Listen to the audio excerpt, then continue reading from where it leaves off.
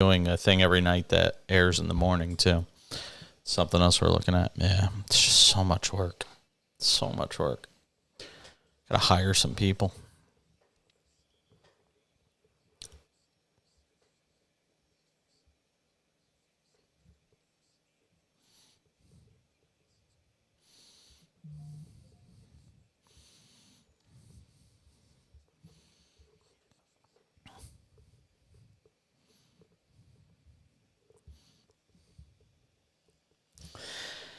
And away we go. Monday edition of the show. All across America on SportsMap Radio. All over the world on the SportsMap Radio app. I've got a lot going on tonight. I got a frog in my throat to start the show. Trying to work that out. Producer, engineer extraordinaire Brian McDonald manning the controls back at Master Control in Houston. A lot to do over the next 3 hours, as it is every night on this show, but particularly after I've been off for 4 days. We were off Thursday and Friday for the draft. We'll talk about that to start the next hour of the show. I had planned to start the show with it, and then I said, I can't in good conscience go crazy talking about guys. You know what? They're still on the same teams they were on when they got drafted on Thursday, Friday, and Saturday. That news isn't changing. So I can't go crazy talking about the draft to start the show when we've got game sevens, we've got, legendary regular season teams losing in the first round of the postseason. We've got epic performances by Stephen Curry. We've got another game 7 in the NHL playoffs tonight. You got an amazing finish in Philadelphia or in Boston tonight between the Sixers and the Celtics. I can't do it. Brian McDonald, I cannot take the start of the show and talk about guys walking up in funny looking suits and giving bear hugs to Roger Goodell. I can't do it. Can't do it. And if anybody started their show doing that, you're a dope. I don't care. Oh my God. Just stop. They're going to be on the same teams an hour from now. Nothing's changed. The draft, here's an update for you. They're still on the same teams they were on when the draft ended this weekend. Nothing's changed. Oh my God. Help me, please. It's a funny story. I don't often watch sports stuff with my husband. He's obviously not, I shouldn't say obviously, that's stereotyping, but most gay men are not huge sports buffs. There is a small population. There are what is known as sports gays in the world. You ever hear that term, Brian? Sports gays? You're laughing over there going sports gays. Yeah, that's... Yeah, that wouldn't have gone over well. That's okay, though. You thought it, which means you still counts. So anyway, there are a small segment of gays that do like sports. It's not huge, but they are out there. And, there's enough that they do these pride nights at sports events, around the country, major league sports and all that stuff. But anyway, my husband, bless his heart, he will, sit down there and try to understand it and try to watch it and try to get into it. And, once in a while, he'll even get into it. Like yesterday with Stephen Curry, we were sitting in here. I was sitting in here in the living room watching the game. And even my husband, who does not watch basketball, but it's one of the sports he understands. Like football, he cannot understand. Oh, 4 downs and, there's this yellow line on the field. Well, they just went over the yellow line. Why do they still have the ball? No idea. Hockey, it moves too fast for him. He can't see the puck. Baseball, he understands. And even got into the Aaron Judge home run chase. But football totally escapes him. And when I sat on the couch Thursday night to watch the draft, and I said I wasn't going to talk about the draft, but I am talking about it here for a second, just in comedic terms. When I sat down on this couch to watch the draft on Thursday night, and my husband's like, we're not going out to dinner. Why? Oh, you have to watch this? And then he's watching me watch people go onto a stage with suits and 125,000 people in Kansas City watching a bunch of guys in suits walk onto a stage and hug the commissioner. And he's looking at me saying, literally, the words out of his mouth was, "This is the dumbest thing I've ever seen in my life."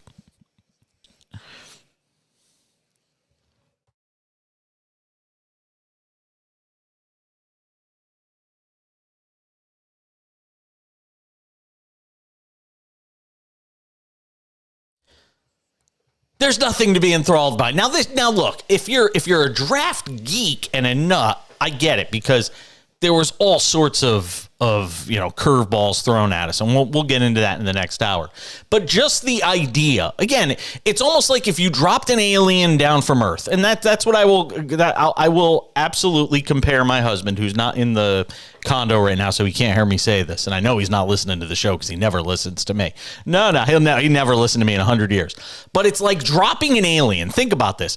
If you were an alien dropped into the world and you turned on the TV and you just saw, I don't know, 125,000 people piled into a park in Kansas City. I don't know how many of them paid to be there, all that stuff. All, tightly penned up together in this environment and waving flags and going crazy. You'd think, wow, there must be a game or a concert on the stage. No, it's, CJ Stroud getting called onto the stage to go hug the commissioner. Again, if you were an alien dropped onto the earth and you saw this, you'd be like, wow, this is not an advanced culture. This just is not an advanced culture at all. I think that, they'd be like, there are no resources here worth pillaging. No, there's no pilfering or pillaging to be done. These people are doomed. They'll do it to themselves. We're on our way. I mean, that's essentially what the NFL draft felt like as I was watching it. And again, if I'd been watching it by myself, I don't know if I would have had that realization. But as I'm sitting there watching him, and every time somebody came out to the stage and got interviewed by Susie Colbert on ESPN, they all said, "I just want to thank God." And then his eyes would roll into the back of his head and he'd just be like, really? Because God's the reason you're getting drafted onto the stage right now. Does that mean that God doesn't like Will Levis? Like, really? Come on. Yeah, every single year. Yes. Exactly. You see what I mean? It's just madness. It's pure madness. But anyway, we'll talk about that in the next hour. People are going to go nuts about Stephen Curry's 50 burger yesterday. We'll talk with Eric Pincus, by the way, who does a great job with Bleacher Report. Also, the Sports Business Classroom. He's an instructor there. He's a capologist. He is great at the NBA, and he's out in L.A. We'll talk to him about the Lakers and Warriors. Going to be a great series. I mean, I don't even know who I would pick to win the series, quite honestly. I do know the Lakers are happier to see the Warriors than they are the Kings. And that, the Kings athletic, I think if the Kings had gotten through this series, they would have beaten the Lakers. I think that was a bad matchup for the Lakers.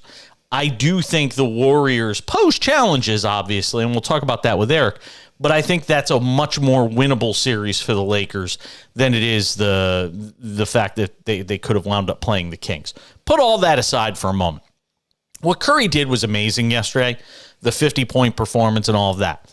But we had Chris Mannix on this show. I don't know, a few weeks ago, right before the start of the playoffs. We had Chris Mannix on the show. And Mannix said something. And I didn't challenge him on it, but I kind of questioned it. He said this Kings team was historically bad defensively. Like, it wasn't just bad. It's historically bad. It's comically bad. And as much as you want to go crazy about the 50 burger from Curry, and that's all great if you want to, and it was an amazing shooting performance, but the fact of the matter is he's walking down the lane getting uncontested layups in a Game 7 in the fourth quarter on the road in Sacramento. And for all the things we want to talk about, Mike Brown, Coach of the Year, great. Here's the thing. Mike Brown is a defensive-minded coach. He's not Mike D'Antoni. So a Mike D'Antoni team that's this bad defensively, I would expect it. I'd be disappointed if they didn't suck defensively, because Mike D'Antoni, his entire career has been predicated around the fact that he only coaches offense. The team suck defensively. Good. Mike Brown's a defensive-minded coach. You get 82 regular season games, and then you get the postseason. You've got film. You've got tape. You can't figure out some way to keep Kevon Looney from getting 745 offensive rebounds in Game 7 on your home court. Something is terribly wrong.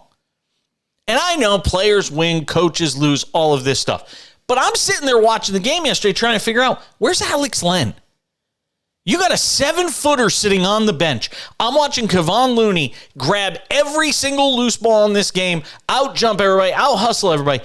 Why wouldn't you grab Alex Len by his jersey off the bench, look at him and say, you know what? You have one job in this game. Put a body. I don't care what you do. You don't have to score. You don't have to do anything else because Kevon Looney wasn't in there to score. He had 9 points and 75,000 rebounds. No, all you had to do is pull Alex Len off the bench and say, your one job is to put a body on Kevon Looney and make sure anybody else gets a rebound, but not Kevon Looney. And he didn't do it. I'm sitting there screaming at my television. Why aren't you putting Alex Len in the game? Warriors just wanted it more. And I picked the Kings to win the series. And I'm not mad because I picked the Kings to win the series or anything like that. I'm mad because as a head coach, most games coach themselves. Most sports coach themselves. Watch hockey. How much coaching is going on in a hockey game? Not a lot in an NHL game. A baseball game, you've got 1 or 2 decisions in an entire 9-inning baseball game, which used to be 3 hours, and now it's like 2:15 if you're lucky.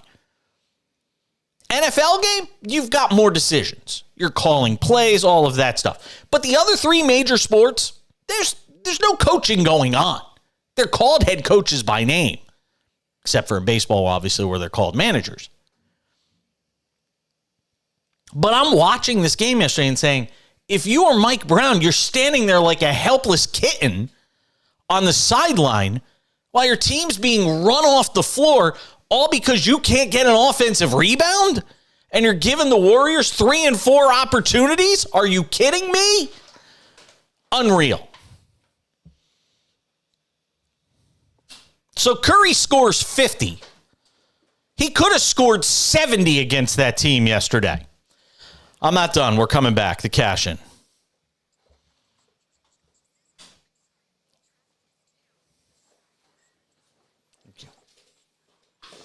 Glad you.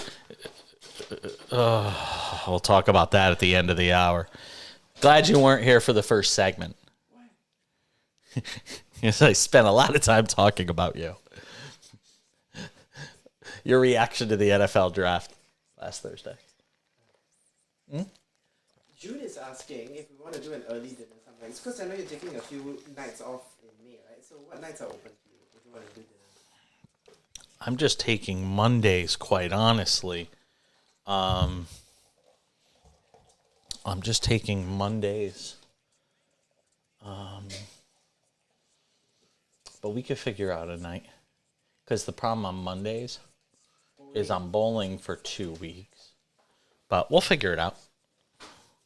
Can I give her a date? No, because I have to, because it might be that I have to take another day off. Like I might have to take, you know what I mean? Like I don't know. I'm not sure.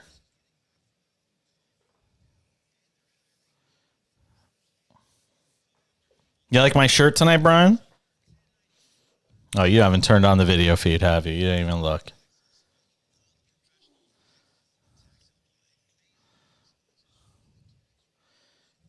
Here I was thinking Brian actually looked at the video feed. What'd you say? What? It is yellow. Okay. I didn't notice it. No. It's a new shirt. We picked this one up.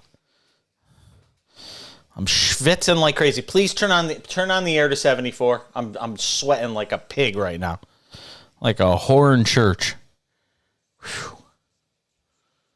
Friggin' Rangers are going to lose, too. This is a bad day for New York. Yeesh. Ay.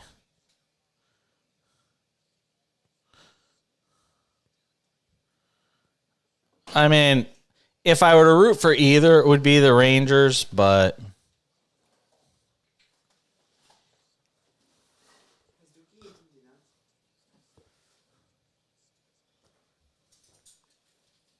Could you turn the thing to see? Did you feed Can't hear you. What? Did you Hold feed on. the dog? No, hold on, Bri. Did you feed the dog? No. I was a Whalers fan. Matter of fact, I'm going to send you a link. This was...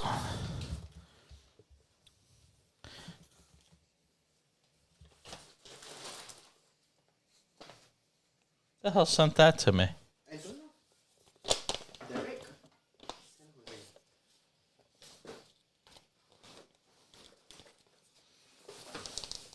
Is it ticking? I don't know.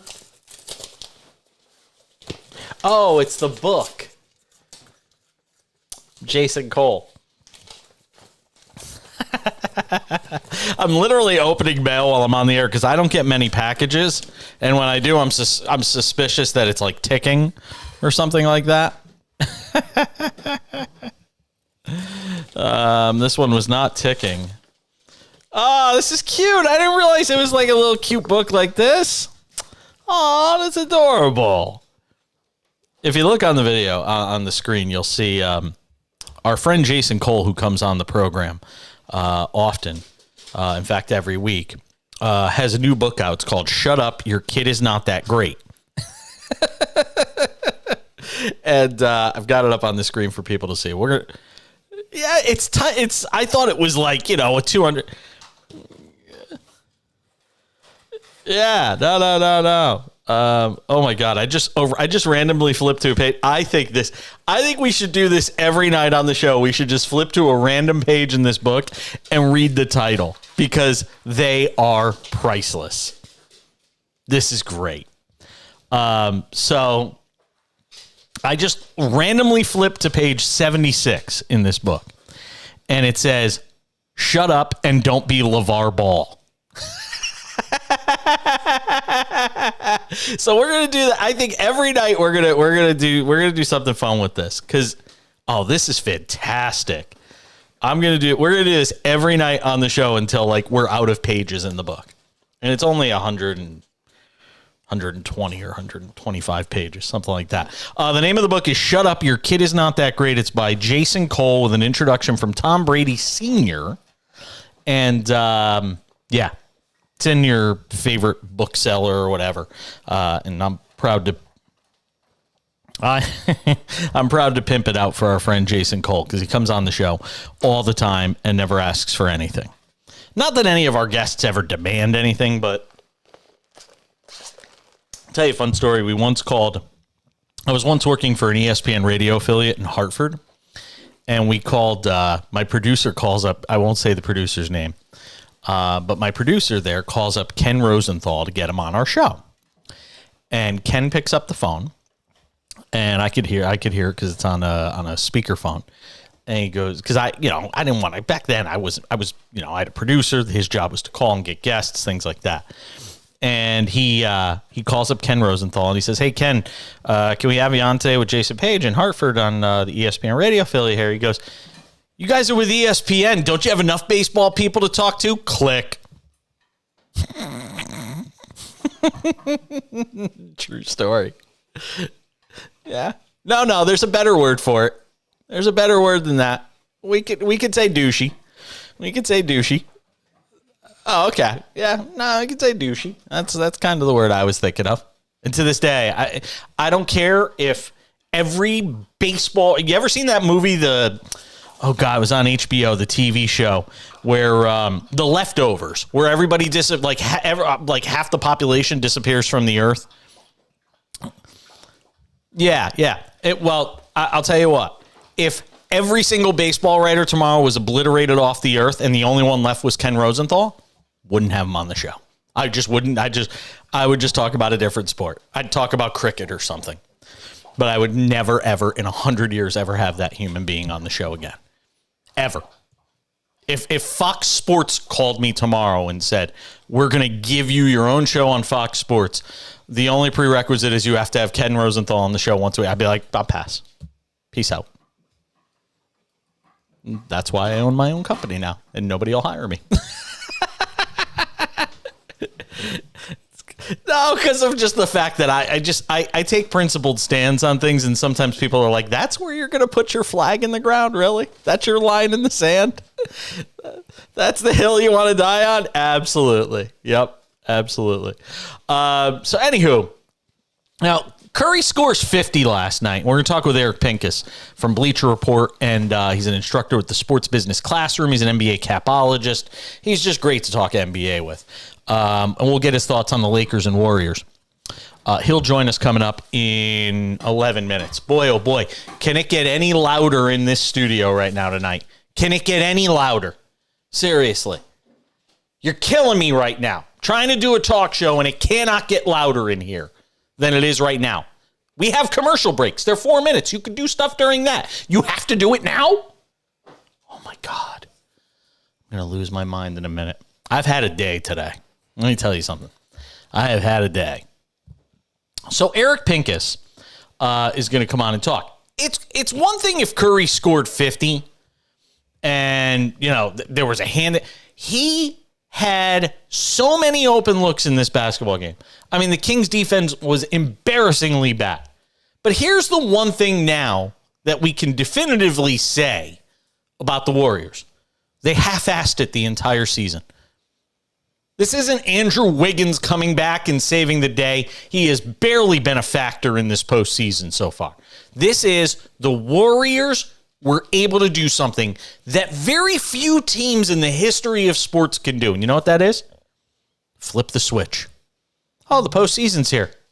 Oh, we're down 2-0? Oh, I guess we got to play now. I mean, that team was down 2-0 and was going to have to win 2 games on the road in Sacramento when they were 11-30 on the road this year.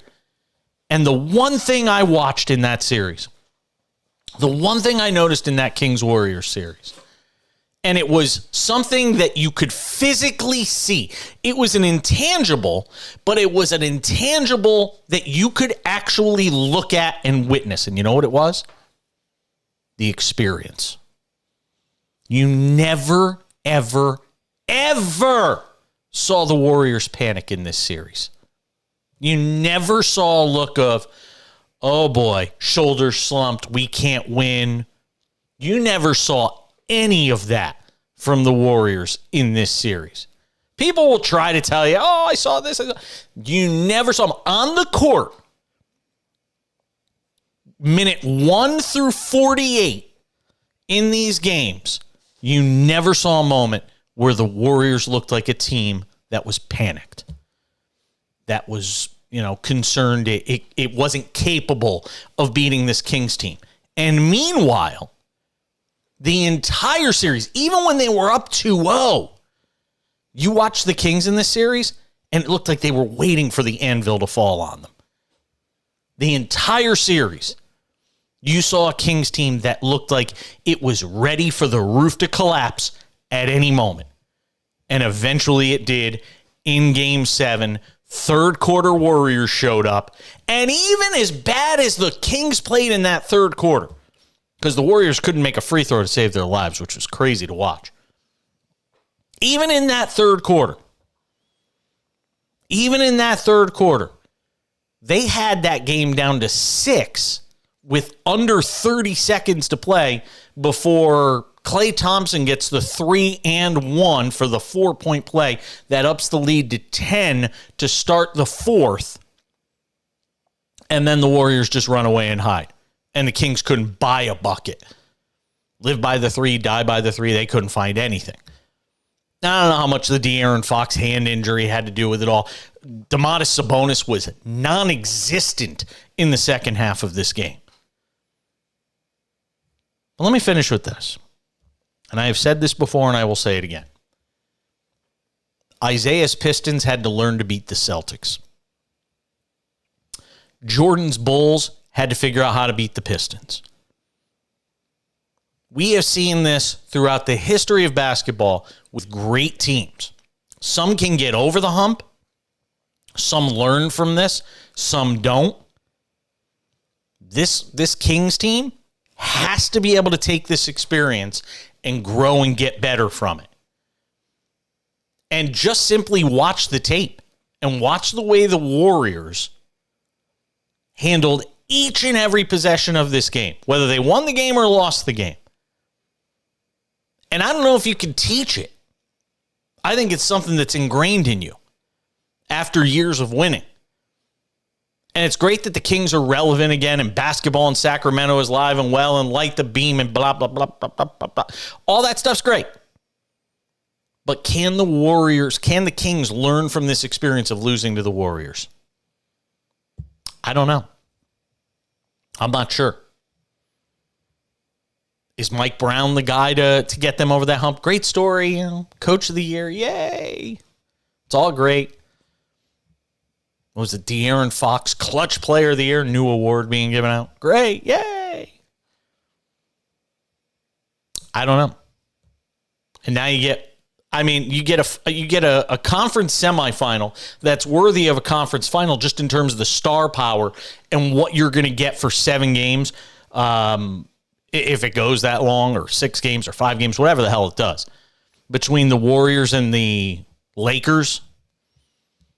Strap up. That's going to be a fun series.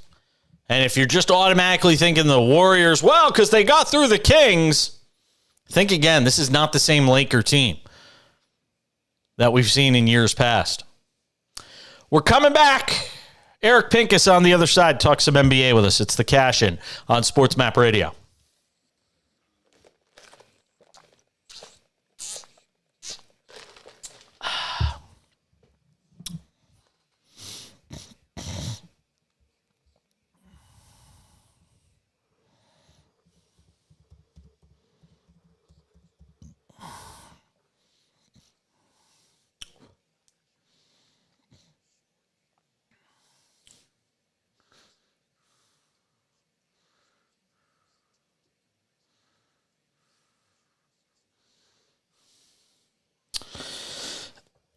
All right.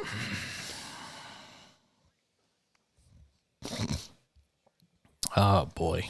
I got stuff to do here.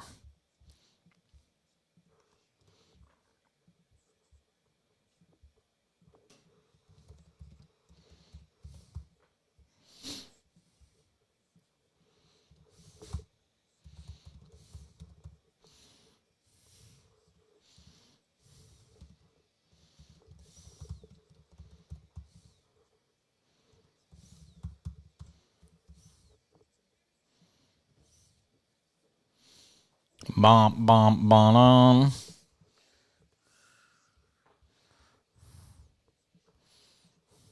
Dennis Bernstein's joining us at 8:30 tonight.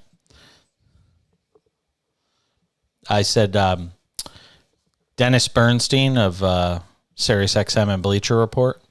He's our 8:30 guest tonight to talk NHL.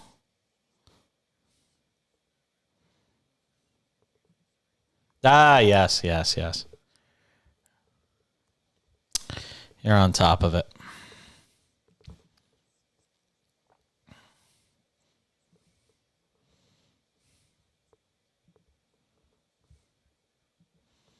Oh, dear God. Oh, Jesus, Mary and Joseph.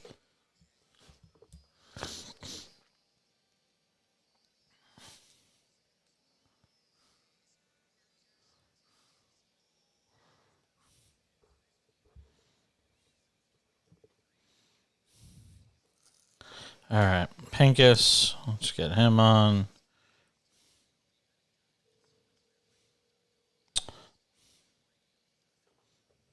Yep, thank you.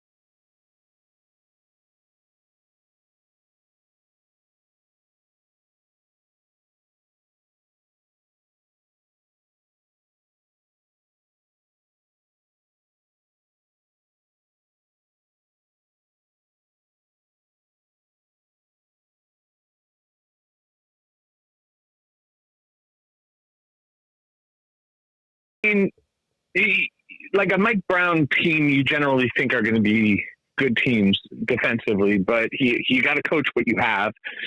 They're a great offensive team, but when they traded for Sabonis, it was, like going to be clear that they would have defensive issues. You're basically getting one of the best scoring big men in the league, but a guy who doesn't protect the rim. And so they leaned into who they were, and they gave the Warriors a scare. They outscored, and there's a lot of teams. I mean, Denver's not exactly a powerhouse defensively. If you can put up points and the kind of pace and the kind of offense that Sacramento can put together, then you can do a lot of really positive things. But unfortunately for them, the defense did ultimately bite them in the neck. Yeah, it certainly did. I have one question. Maybe this is nitpicking. That third quarter and fourth quarter, when Kevon Looney is basically grabbing every single rebound and every loose ball, I get that it may not have been the answer, but when you're looking at the guys on the floor and nobody can get a body and nobody can stop this guy from grabbing a loose ball, at that point, do you go to Alex Len and grab him by the jersey and just say, Alex Len, you have one job. You're 7 feet tall. Get on the court and put a body on Kevon Looney. I don't care if you score. I don't care what you do, but Kevon Looney does not get another rebound. I mean, there's certainly you try. Like if the game's, it just felt like he gave up, Eric. Yeah, it felt like he gave up. I on one hand, like, okay, you put in Len and maybe your offense can't get the job done, but yeah, I'm a big fan of trying. When the ship's going down, don't just keep paddling. Try bail out water, look for a leak, and I think Mike Brown did a heck of a job all season. Coach of the year. I thought he coached a good series. I also think Steph Curry went nuts, and there's a certain aspect of that was overwhelming to them. But yeah, you're right. I mean, it wasn't just Steph going nuts.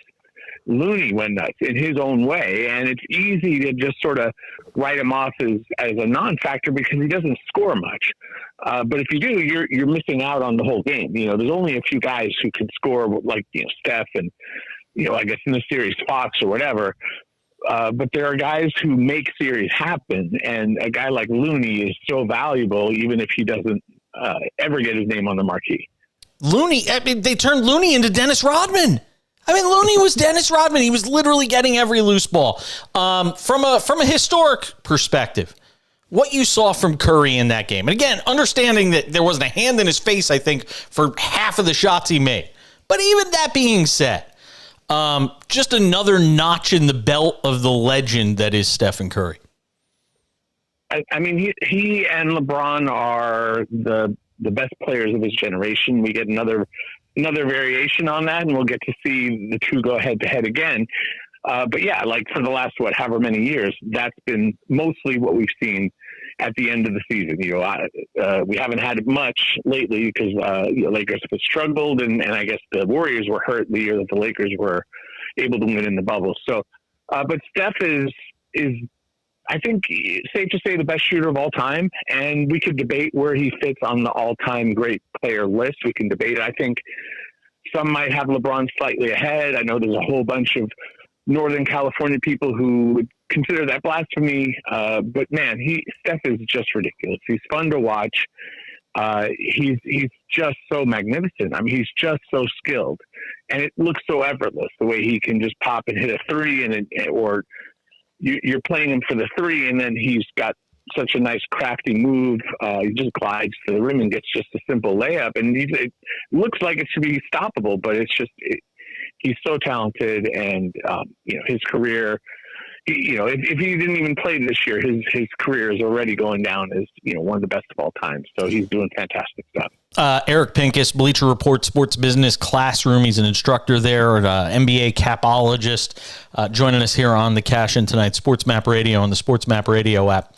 This is not the same Laker team you and I talked about in early February. I remember texting you. And if you don't mind, I'm going to actually read this text on the air. They were getting ready to play the Bucks, I think it was. And they had no LeBron. I mean, it was one of these nights. And you wrote me a text that said, dude, Lakers going to get smacked tonight. LMAO. and I'm reading this for a reason. There's a setup here. This is not the same Lakers team that we saw middle of the season. This is a different team. And the changes and upgrades that Rob Pelinka has made, I don't know. Would they have rather seen the Warriors or the Kings? I would argue they would have probably rather seen the Warriors than the Kings. I think the Kings offered a whole bunch of different problems for them. I think there's some knowledge, for the Lakers when it comes to this Warriors team that I don't think would necessarily be there when it comes to the Kings. I like this matchup better for them. Not to say they're going to win the series. I like the matchup better for them. What do you see? Comparatively, I think there were pros to the Kings matchup based on Sabonis and what he doesn't do defensively. All the negatives that you said about what the Kings don't do would have helped AD, would have helped LeBron. Against the Warriors, I have a slight matchup favorability to the Lakers. Like, I think that the AD LeBron combination is a lot for them to handle. And the key to the series is Looney, is exactly who you brought up. And he doesn't have to be Dennis Rodman and do what he did against the Kings. But if he can, I don't want to say neutralize, but we've seen what Anthony Davis can be. And we've also seen in the Grizzlies series, seemed like every other game I was saying the other day, I said sometimes he wilts and sometimes he wilts, wilt as in, it fades, and sometimes he's out there looking like Will Chamberlain. And that's what Darvin likes to call him. He calls him wilt. And you don't always know what you're going to get from AD. I'll say that you usually know you're going to get a great defensive performance. I'm not going to belittle him on that end. But offensively, teams, their entire job, if I'm a coach and I'm coaching against the Lakers, it's not all about LeBron. It's about AD. You clog the middle. You make it as best you can so there's no room for AD to score and no room for LeBron to drive. And that basically means that it's got to be someone like D'Angelo Russell, Austin Reeves, Rui Hachimura hitting shots. And if they hit shots, okay, fine, you might lose. But if they don't, you're going to win. And so that's the goal if you're the Warriors, is Looney and to an extent Draymond Green have to somehow slow down Anthony Davis. And I think it's very feasible. It's very possible. I don't have the Lakers as like a heavy favorite at all. This is very, very near even series. Is there a chance you see a little Tristan Thompson in this series if you're a Laker fan, given what Looney does and how effective he is in terms of rebounding? Is there a chance you see somebody like a Tristan Thompson for a few minutes in a series like this? Sure. If the game is like 20, 30 points out of reach and you're in the last few minutes of the game. Come on, no. Absolutely. No rebound, absolutely. no help in rebounding? Well, the thing is that Mo Bamba, he's questionable, I think.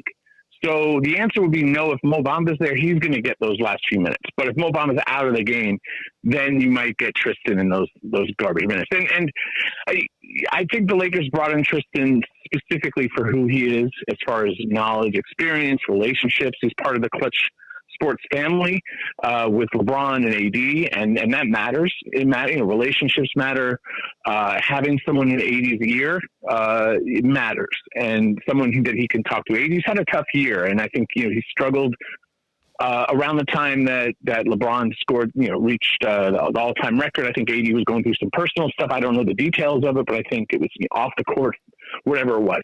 And I think that's behind him, but I do think having someone there for him is really, really valuable. Even if Tristan never touches the court, he hasn't played in a couple of years, really. I guess he was on the Bulls last year. I don't remember really much of anything that he did. I don't think he's part of the game plan. The minutes should go to Wynn Gabriel. Hey, I gotta go, but real quick, who wins the series and in how many games? Well, I have Lakers in 6. Okay, it's not Lakers in 6. Strong pick. Okay, I do have Lakers in 6. Yeah. All right. Eric Pincus, Bleacher Report, the Sports Business Classroom. Check them out if you're looking for some classes. I'm Jason Page. We're coming back. More of the cash in right around the corner. All right, we'll delete the question for the podcast about Tristan Thompson there, Brian. Eric, I appreciate it, man. It was fun. You got it. I'll talk to you soon, man. Bye-bye. Later. All right. No Tristan Thompson, really? No Tristan Thompson at all? Now I hope Tristan Thompson plays.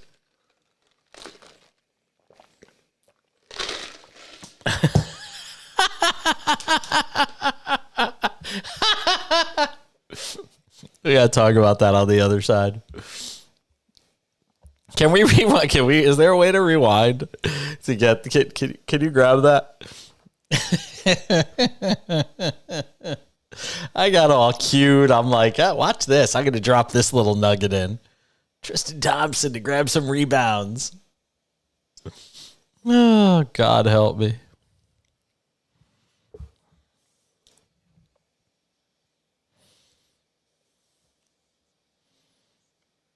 You might have to replay that interview on your end in the final hour because I started recording, I think, a half a second late. But I'll let you know.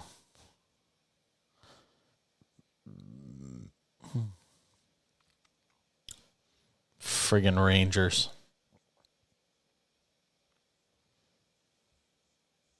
Devils shut them out 4-0. Good Lord.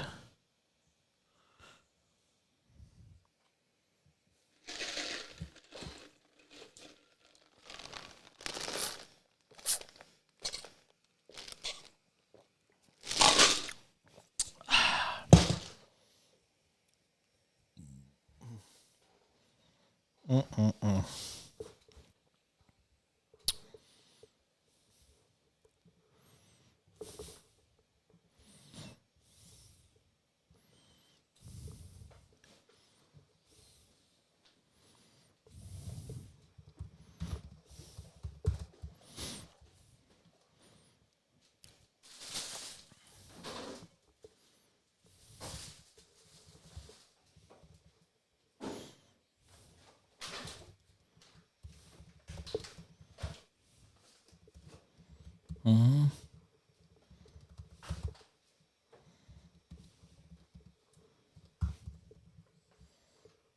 God.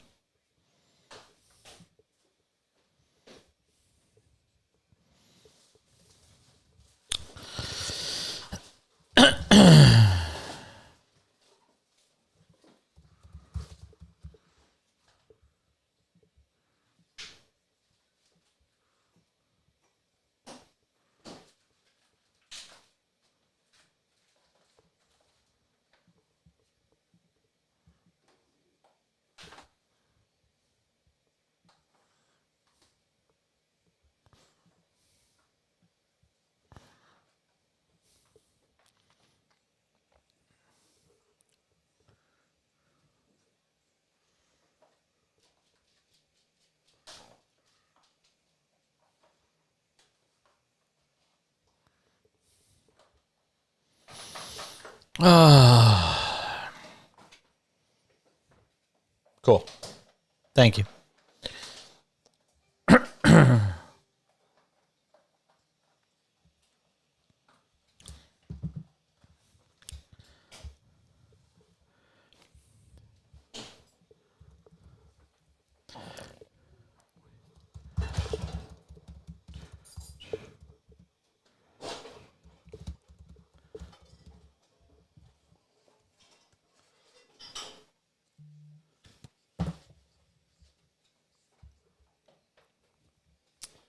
It's all over in New Jersey. No, not the Sopranos. The Rangers season. Bada Bing's been closed a while. Devils beat the Rangers 4-0. Boy, it is a rough day for New York sports. My God. Just put a paper bag over our heads. Lindy Ruff waving to the fans as he walks off the ice.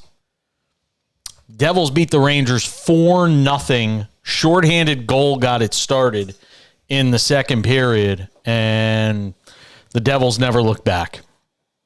Wow. Two teams. You had the Rangers up 2-0 in their series. The Kings were up 2-0 on the Warriors in their series. Both teams lose. Weren't the Bruins up 3-1 on the Panthers? Lost that series? Was that a yes, Brian? Was that what you said? Yeah, just awful. Just awful. Teams just can't hold leads, man. Forget all those statistics shows. When a team is up 2-0, when a team is up 3-1.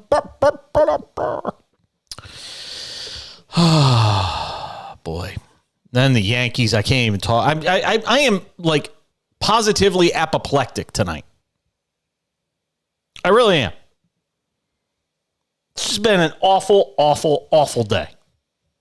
Can it just be 10 o'clock and we be done? Then I have, did the dog fart? Is that what smells? Did you fart? It's just getting worse by the second. Oh, he did. Oh, that is terrible. The dog's just, relentless. So, and then it gets worse. So last segment, I thought I was smart. I wasn't trying to be funny. I wasn't being cute.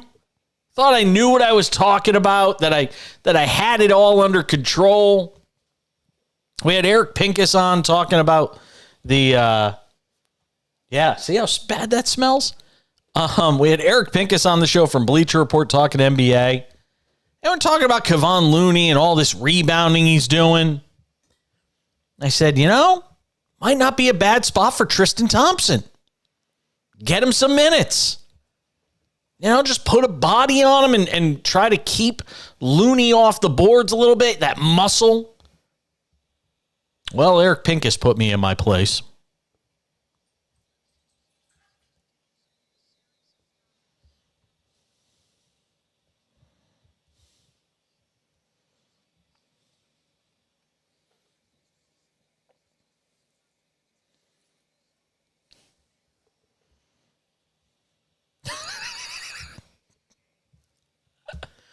All right.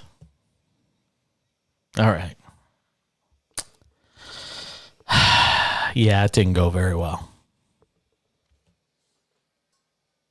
We'll just delete that from the podcast edition of the show, Brian McDonald. Can we do that?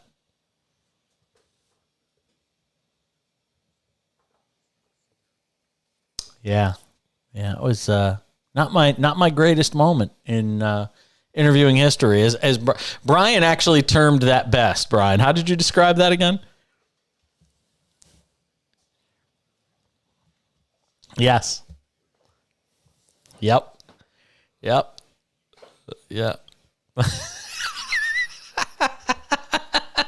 That is one of my favorite things in the world when I get a guest, is when they're like, wow, that's a great question. And they're like stumped.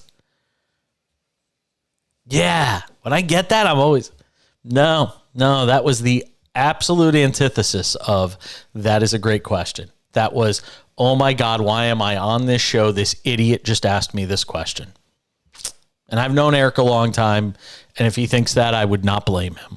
It was, if Tristan Thompson is going to get, yes, that was basically the response I got. Okay, fair enough. Oh, God, it just gets worse and worse. The Yankees are a 500 baseball team right now. They're a 500 team tonight.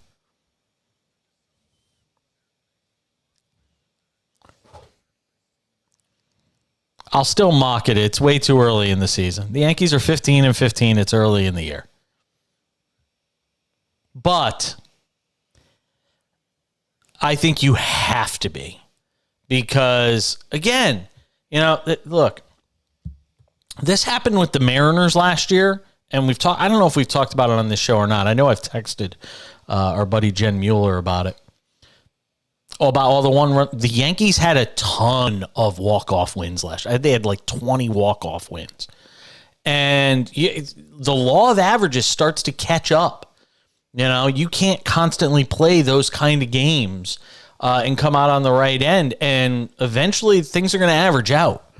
And it's not to even say Yankees are losing some of these, close games. I'm just saying, it's a bad situation right now for this team when you don't have Judge, you don't have Stanton, and you've basically got, 1.5 starters, 2 starters out of your rotation that are throwing. They've got no closer. Clay Holmes is a disaster. Clay Holmes is an absolute disaster at this point.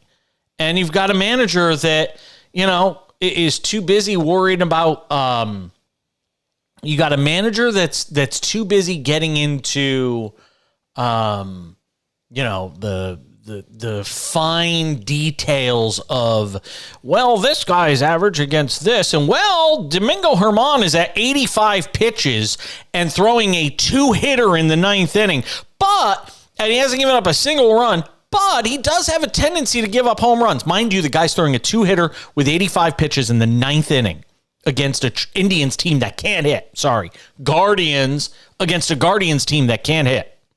And he says, yeah, you know what? Let's go to our beleaguered closer, Clay Holmes, and make sure that we give I almost did it again.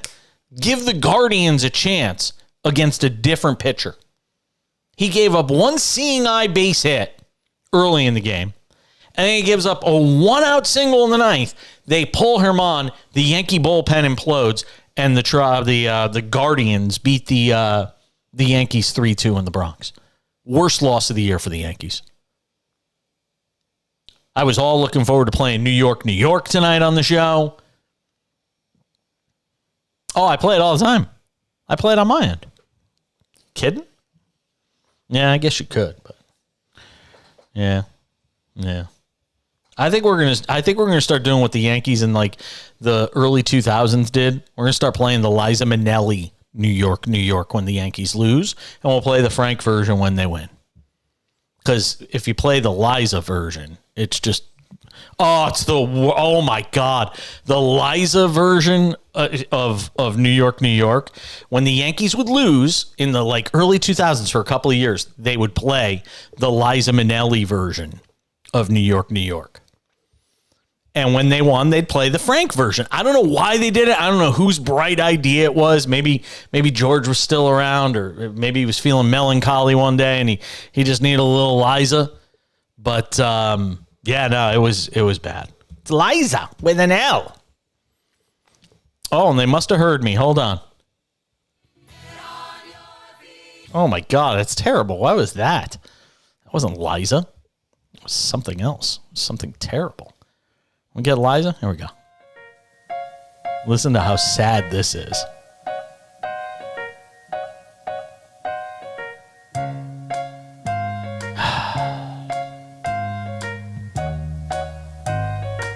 Start spreading the news. I'm leaving today. I wanna be a part of it. Yeah, I'm done. Forget it. I'm over it. It's just been, I'm telling you, this has just been an awful day today. Awful. Awful day. Dealing with awful people. Dogs farting. Stinking up the whole studio. Eric Pincus thinks I'm an idiot. Yankees are getting slapped. Yankees are getting slapped around. The Rangers lose Game 7. I can't knock James Harden for his terrible postseason performance his entire career because he puts up a 48 tonight or 45, whatever it is, against the Celtics. Are we done with the first hour? Can we just get to the second hour? I'm trying. I'm just stretching for the finish line right now. Stretching for the finish line. There's the sound. There it is. It's Insight. I was in such a good mood when I woke up this morning. I don't know where it all went wrong. Dennis Bernstein will join us coming up in about 35 minutes. We'll talk with him about the NHL postseason. 2 huge seeds going out yesterday in Game 7s. We're coming back another hour right around the corner.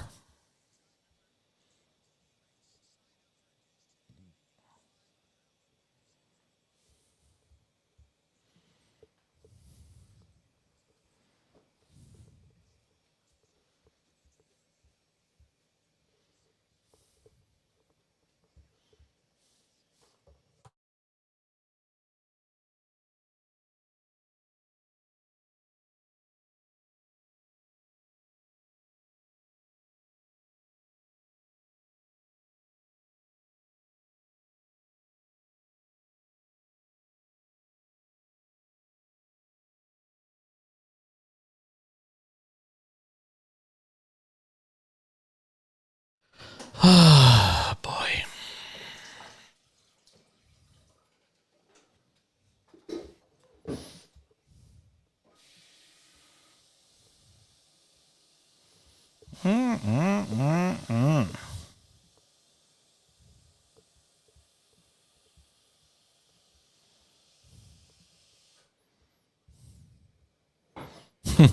This is such a great promo.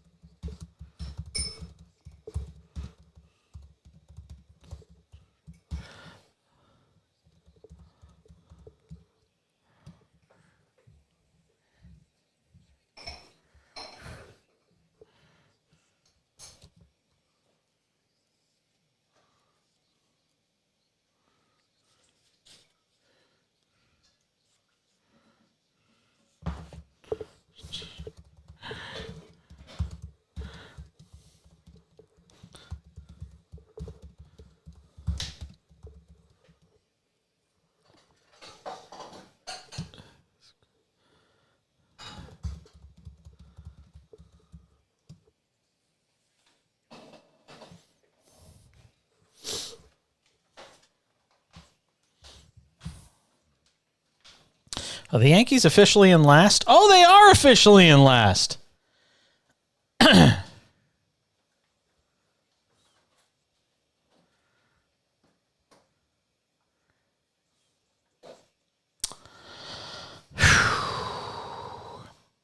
Yeah.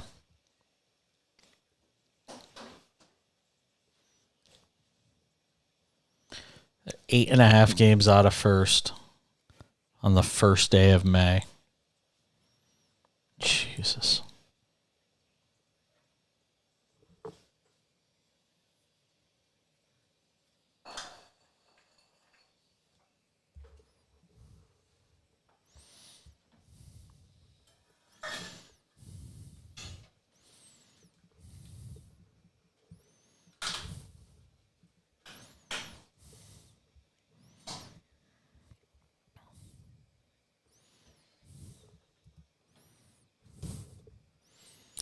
Yeah, I just sent you the link for the latest version of the SportsMap. You'll appreciate the you were mentioning the Whalers thing at the very end of at the very end of the show. I put something pretty cool in there, a little commentary at the end. Yeah.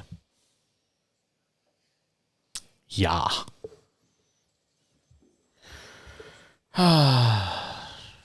Yeah, whatever. It's fine. Draft.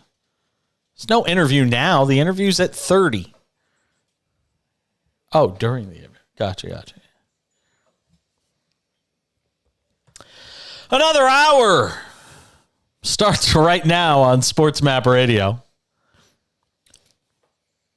and the SportsMap Radio app. Boy, they're getting every drop of juice they can out of Jeopardy these days, aren't they? Jeopardy Masters, Jeopardy. They're finding any excuse they can to bring back like the winningest competitors ever on that show. Oh, boy. It's been a rough day. If you're a New York sports fan like me, you're watching the Yankees get pistol whipped by just about everybody. Rangers get beaten in Game 7 tonight to the Devils, against the Devils, 3-2. At least the Celtics lost. There's always that. I'm not usually somebody that takes joy in Boston teams losing or some of the other New York teams losing, you know, like the Islanders or the Jets or the Mets. I'm not one of those people, but I got to find joy in something tonight because I have little joy tonight. The Yankees are a 500 team. They're dead last in the AL East. Rangers lost Game 7. The Warriors beat the Kings yesterday in Game 7, and I wanted nothing more than to see the end of the Warriors dynasty at the hands of the Kings. Light the beam, light the beam. Terrible. Dennis Bernstein will join us coming up in about 30 minutes. Fourthperiod.com, SiriusXM, NHL Radio. Our hockey aficionado on this show. I watched more hockey this weekend and tonight than I probably watched all season. No joke. I probably did. So Dennis Bernstein will join us. We'll get his thoughts on the 3 Game 7s, 2 yesterday, 1 today. I don't think there's any question, by the way, and I'll get into the NFL draft here in a minute. I don't think there's any question at this point that the bigger upset in or what's the more, heartbreaking or disappointing. Our friend Dave in Connecticut, who's the P1 of P1s who listens to the show all the time, put in a thing on here basically saying, which is the bigger upset? Is it the Bucks as a 1 seed losing to the Heat? Is it the Bruins as a 1 seed and one of the greatest regular season teams ever losing to the Panthers? And I think the answer is simple. It's absolutely the Bruins. You cannot win 60. I think they won 65 games. You cannot win 65 hockey games in an NHL season and then lose in the first round to a team that had to scrape and claw just to get into the playoffs in a league where everybody makes the playoffs. So there's no way that there's even a debate here between the Bucks or the the Bucks were good this year. I think they won 58 games. They weren't historically good. I don't think anybody looked and said, the Bucks are inevitable to win the NBA title this year. Now, while you should never look at an NHL team, despite what they do in the regular season, and say they are inevitable, when a team has a historic run, the likes of which the Bruins had, you're going to give them that moniker of inevitable. The Canadians, when they had their historic team that the Bruins just eclipsed, the Canadians finished off and won a Stanley Cup. The Bruins couldn't get out of the first round. Now they're talking about the end of the career of Patrice Bergeron, potentially. So, to me, it's a no-brainer. If you're talking about which is more disappointing or which is more of an upset, it's definitely the Panthers winning that. And I don't want to steal some of the fire from or steal some of the thunder from Dennis Bernstein, who will probably say this, but because I was texting with him a little bit last night. I mean, this thing is wide open now in the NHL. I mean, anybody could win this thing. If you're still left, I wouldn't bet against anybody right now. In fact, if we're talking about it and just look at the NHL, because we are all about betting on this show. I haven't talked a single thing in here about cashing in tonight. To win the Stanley Cup right now, the odds to win the Stanley Cup, Seattle, who had 100 points this season, has the least odds, the worst odds to win the Stanley Cup. They're plus 1,800. Why wouldn't you put a bet in on them? I mean, down to the final 8 here in the NHL postseason. And the Seattle Kraken are there at plus 1,800 in a league, excuse me, as I almost knocked my microphone off the desk, in a league where you've just seen that anybody could literally beat anybody. You saw the Kraken in a Game 7 on the road in Colorado beat the Avalanche. You saw the Bruins lose at home in a Game 7 against the Florida Panthers. I mean, why wouldn't you bet anybody? I mean, you could draw a name out of a hat. You'll have as good a chance right now to pick a Stanley Cup winner. I mean, the team with the best odds is even going at plus 380 right now. There's value everywhere. And I think part of the reason Seattle is at plus 1,800, and Dennis Bernstein has referred to this every time we've had him on the show to talk about hockey, is the fact that They're an unknown. We've never seen them in the playoffs before. But even after winning their first playoff series and doing it against, a top seed in the West, still not getting any love. Plus 1,800, I'd go put a bet on them. NFL draft. Well, look, I'm not into. Here's the reason why the draft thing drives me nuts. First of all, if you listen to this show, which I hope you do, if you listen to this show, I haven't given out the phone number once tonight. Does that tell you I had a lot on my mind? If you listen to this show, you will note that I'm not one that says, oh, check out my mock draft, or here's who I think is going, number 2 or number 3. There's a reason why. Because anybody who tells you they know is a liar with a capital L. Like Donald Trump, bad liar. Okay? Nobody has a clue about this thing. Because I've got guys working on my show who live in Houston. And there ain't a one of them that would have said, oh, yeah, Houston, they're going to get C.J. Stroud. And then they're going to trade up to number 3. They became Kevin Costner in friggin' draft day. And they just decided, yeah, you know what? We're going to go get the number 3 pick, too, and get Will Anderson.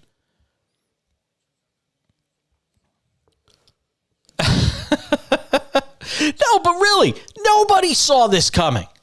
Nobody saw the Houston Texans pull off that sort of draft day coup. What, that they were going to trade up to 3?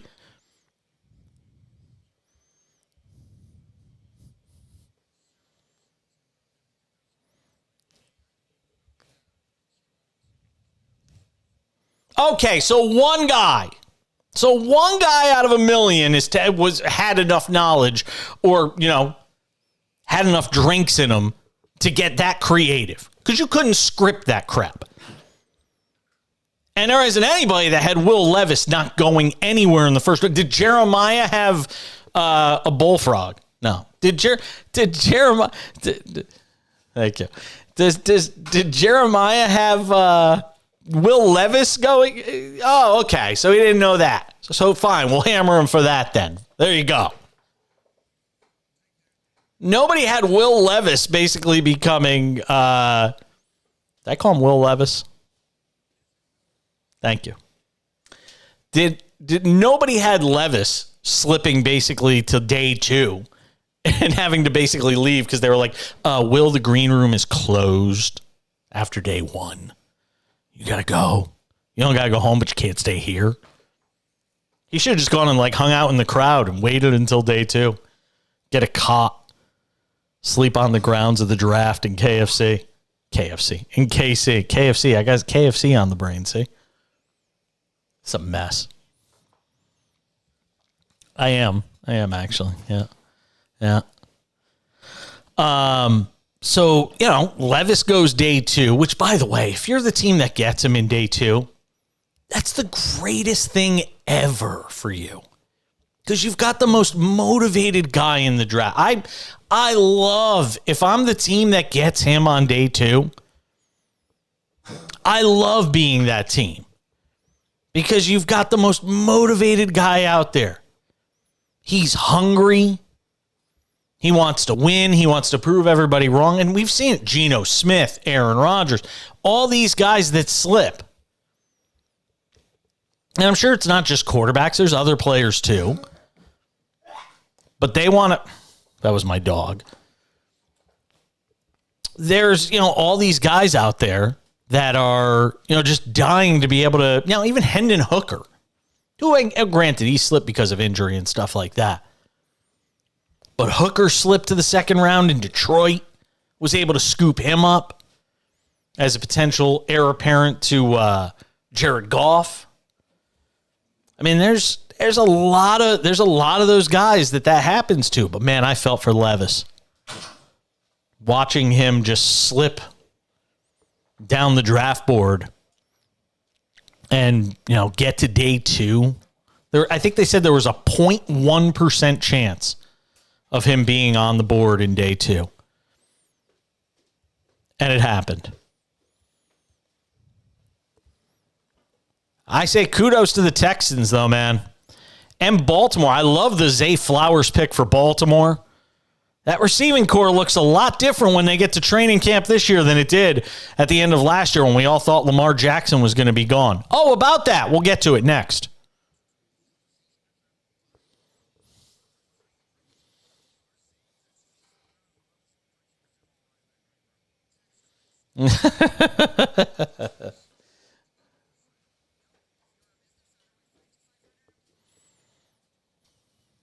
Got my dog hacking up a lung in the background. It's just unreal. It's just unreal. He's just back there going, God. It's just, oh no, it's great. It's everything you could possibly want. Having a hell of a day. No, it's so bad. This has just been such a bad day. I'm so over it right now.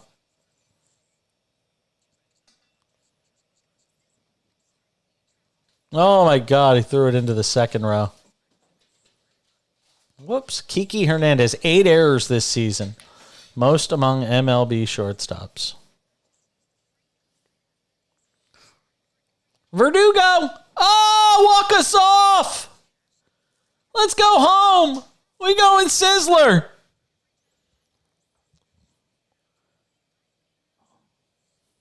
We going Sizzler! We going Sizzler!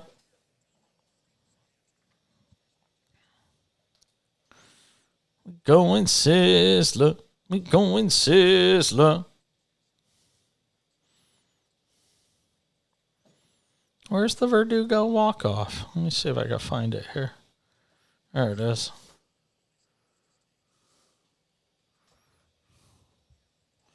Locked up 5-5. We go to the bottom of the 9th inning. The closer coming on for Toronto, one of the best in the business. Jordan Romano coming off. First man to test him will be Alex Verdugo. Here's his 1-1. There's a shot. Driven out to right. Did he do it again?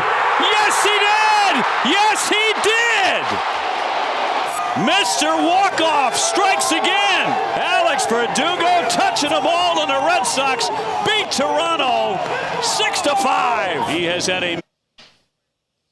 Jordan Romano coming off. First man to test him will be Alex Verdugo. Here's his 1-1.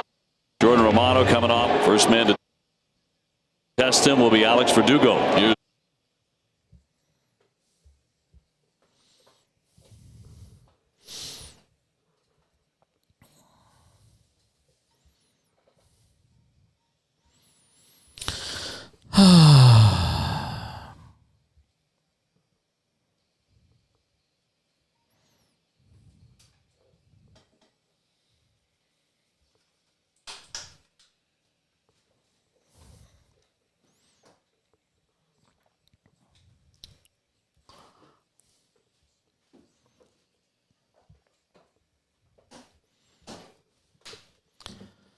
only one thing worse than the way the Yankees lost tonight, by the way. Only one thing worse, Brian McDonald. As the Yankees slip into last place in the AL East 30 games into the season. The only thing that could be worse was this. 1-1. There's a shot. Driven out to right. Did he do it again? Yes, he did! Yes, he did! Mr. Walkoff strikes again. Alex Verdugo touching the ball, and the Red Sox beat Toronto 6-5. Yep. Just unreal. Can't make it up. Verdugo walks it off for the Red Sox tonight. And as bad as the Red Sox are, and the Red Sox are bad, they still have a 1-game better record than the Yankees.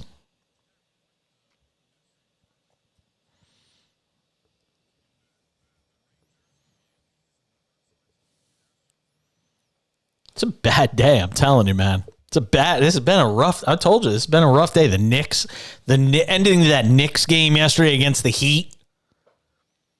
I see Jimmy Butler get hurt with 5 minutes left, and my first thought is, oh, man, poor Jimmy Butler. My second thought is, oh, the Knicks are going to win this game.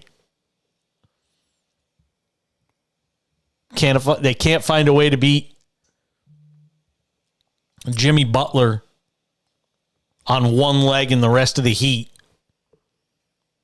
at home in game one. RJ Barrett's just a walking train wreck. God, get RJ Barrett off the court in that spot. I'd rather see anybody than RJ Barrett. Just terrible. Absolutely awful. Hey, the Mets split with the Braves, but we don't play New York for the Mets. Doubleheader today.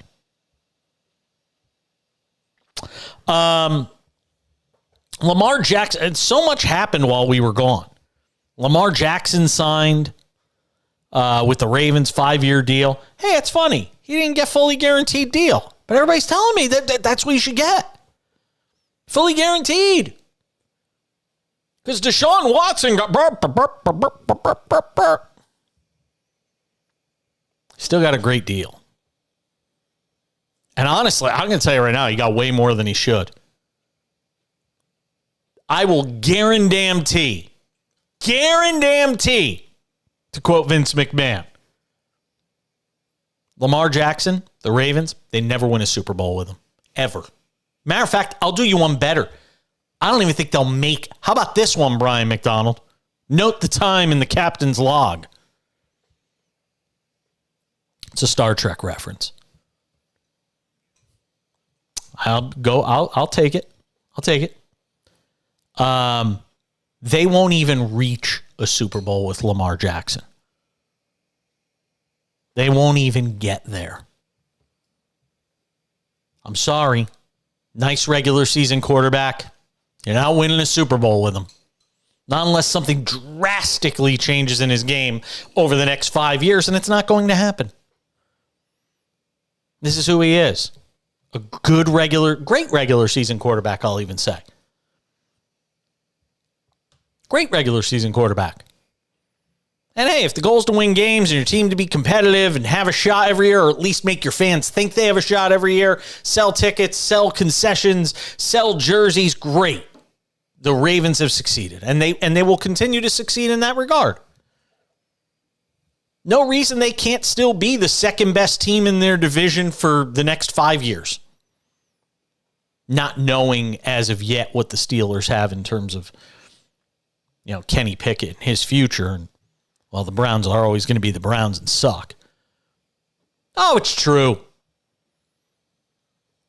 But the Ravens, be a wild card, contend for the division every year with Lamar Jackson. I'll promise you, I don't make promises.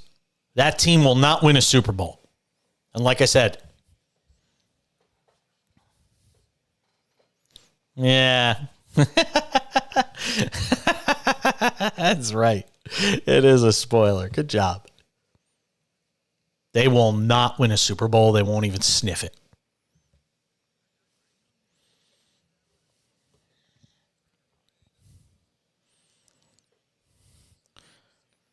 No, but hold on. But Brian, if you're paying somebody what Lamar Jackson just got, the expectation is Super Bowl or it's a disappointment.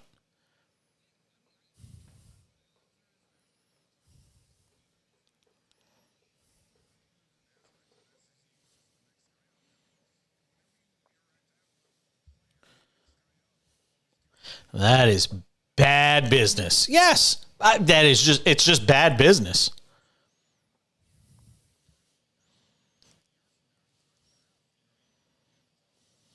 No. Yes. Listen, I'm not even saying because he's, the highest paid for the next 5 minutes. I don't even care about that. I'm just talking about investment and what would be expected from your investment. I mean, that's what he is. He's an investment. He's a commodity. That's it. That's the way pro athletes are treated. They're not human beings. They're investments. They're investments if you bet on them. They're investments when you do fantasy, pick 'em games, all this stuff. They're investments. Even if you're a fan, it's an investment of your time as a fan.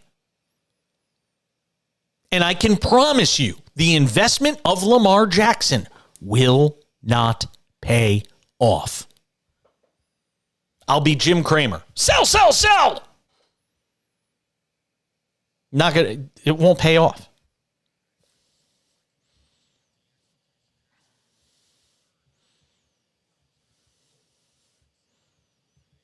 Mm-hmm.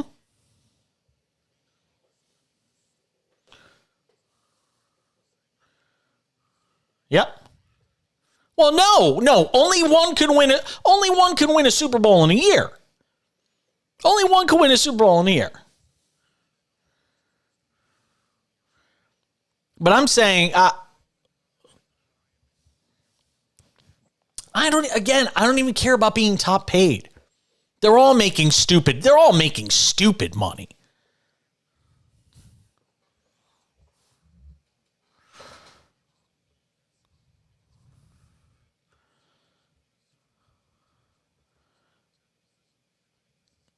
So what? So then hold on. What makes it a good contract? As long as what?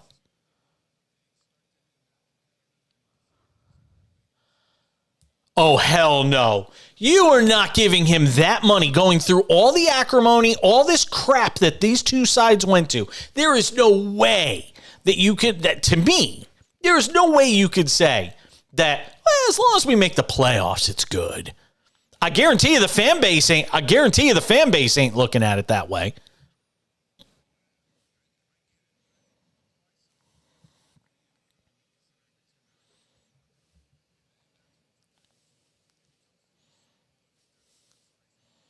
He's 1-2. He's been to 3 postseason games and lost 2 of them. He just got paid.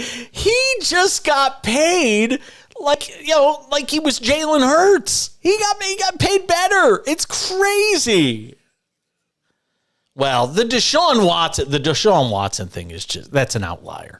I won't even include that. Yes. No.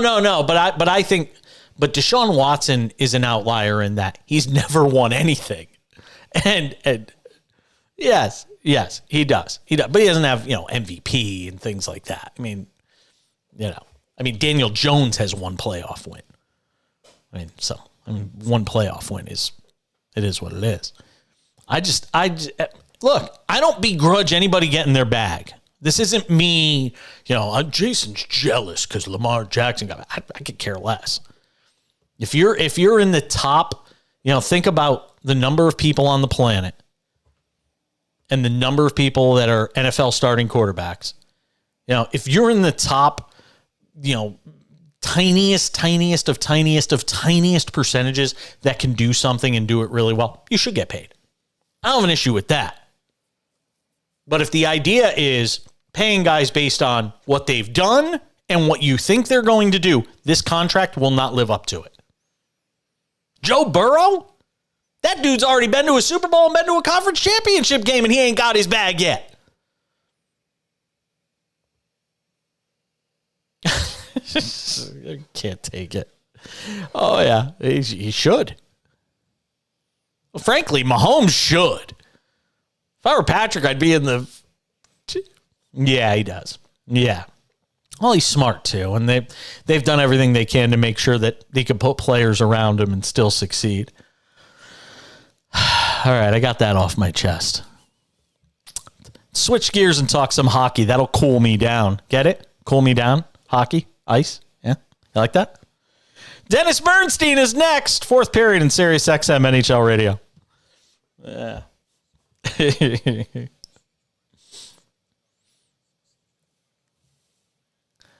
Yeah, it's all right. Can you hand me a coaster off behind you? Or that one, or thanks.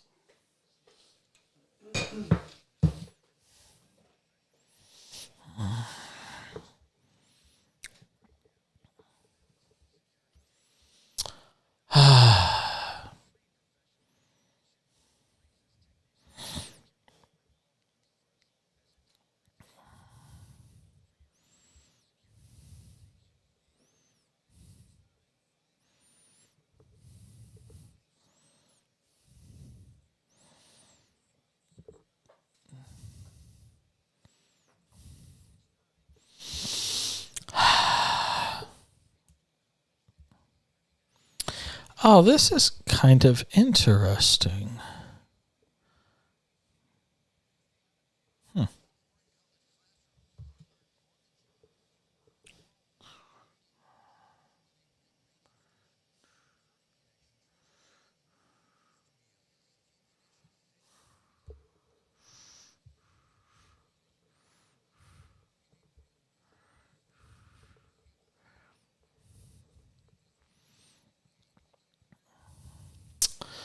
Oh, boy.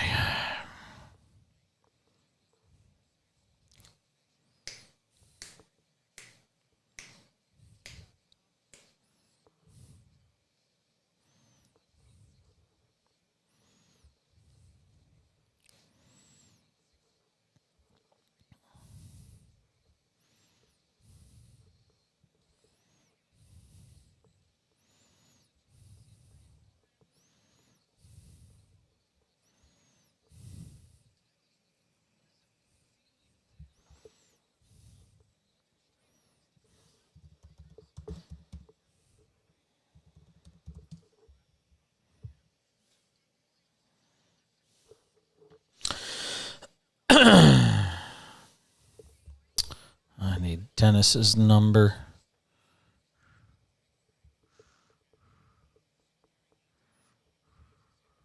Yeah, I gotta call Dennis.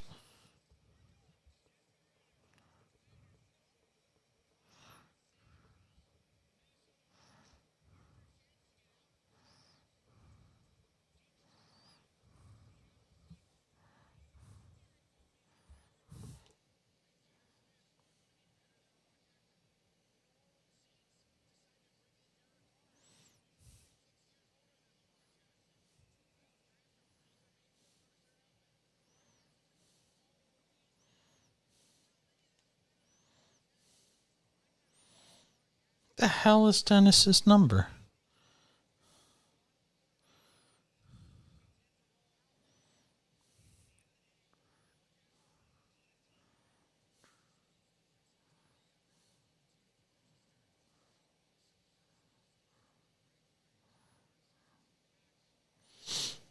Yeah, let's cut it close. 747-247-2696.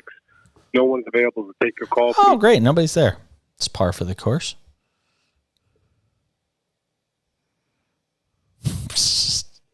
Just batting 1,000. Yeah, it's all right. Yeah, it's all right.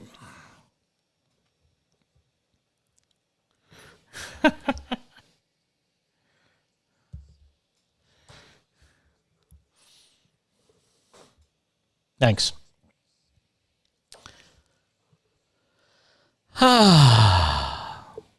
Best day ever. Cashing continues. We're halfway home.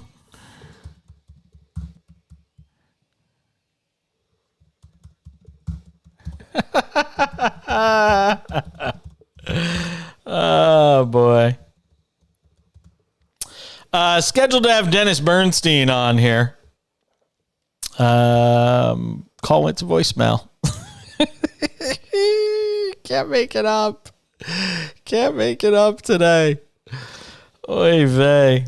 Dennis Bernstein, thefourthperiod.com, Sirius XM NHL radio, scheduled to join us here in this segment. So we'll see if he calls back and we'll put him on, talk about just this wild, this wild thing we've seen here in the NHL postseason. Rangers winning the first couple of games of their series and then eventually succumbing to the Devils tonight in a seventh game. Then you have the situation yesterday with the Bruins going out in the opening round. By the way, Rangers outshot the Devils 31-24, and they lost 4-0. I think they were like 0 for 4 on their first. I don't know how many power plays they wound up with for the game. They had at least 4. They obviously didn't score on any of them. It's just, you can't make this stuff up. You really can't. I tell you, going to a game in Las Vegas looks like a really fun thing to do. An NHL game in Las Vegas looks like it'd be a really fun night out. They have got like the presentation of that thing down pat. It's not you're not just going to see a hockey game. You're going to see an event, something fun. Whether they win or lose, you know you're going to be entertained. Very cool. All right, so we'll see if Dennis gets back to us. If not, we'll see if maybe we can get him on in the next segment of the show. I have not given out the phone number all night. 1-800-224-2004. If you just want to call and make me feel better, tonight is one of those nights where I'd be up for it. I need something to make me feel better today. No, that's true. It's been just an awful day. 800-224-2004. 800-224-2004. You want to text the show? You could also do it with a text and make me feel better that way. 888-670-8549. 888-670-8549 if you want to reach out to the program via text message. Text from, nice, Sam in the Upper Peninsula, which is in Wisconsin. Texting the show. He says, Joe Burrow getting a wheel. It's Wisconsin. Isn't it Michigan? Michigan. Sorry, Michigan. Just add it. Just add it to the list today. I can't get anything right. I can't say anything right. I think we're out of games to bet on. Oh, there's Dennis Bernstein calling. Let's put Dennis Bernstein on.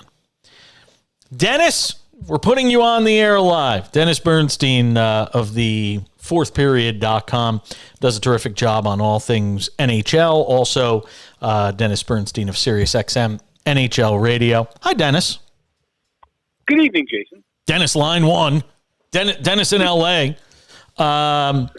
So, boy, oh boy, do we have a lot to talk about. Where do you even begin? Again, Dennis Bernstein joining the show to talk about the NHL postseason here. And, an insane couple of days. Start with the Bruins. They blow the 3-1 series lead. We've talked about it ad nauseum all year, just how the expectations of this team and how difficult it is when you get to the second season in the NHL. How surprised were you by the time we got done with Game 7? Very surprised, because they're up 3-1. Now, Jay, what did I tell you at the beginning of the playoffs? The one kind of weakness or fatal flaw for this team was the age of their centers. And what did we find out? Patrice Bergeron had hurting the disc in his back. David Krejci didn't play every game of the 7-game series, and that was a contributing factor in this loss. But you're up 3-1, find a way to win. I know Olmark got hurt, but you say Swayman is as good as Olmark. Just wasn't good enough. And I give full points to the Florida Panthers, Jay. This could have been done in 5. Like, they could have went back to Boston and said, yeah, we're done. We had a great run to the playoffs. But again, it's about these President's Trophies teams, the teams that have the best record in the league. They don't face adversity, Jay, for months at a time. And then, look, I said it before, you fight for feet in the regular season, you fight for inches in the playoffs. And that's the difference. It's an entirely different game.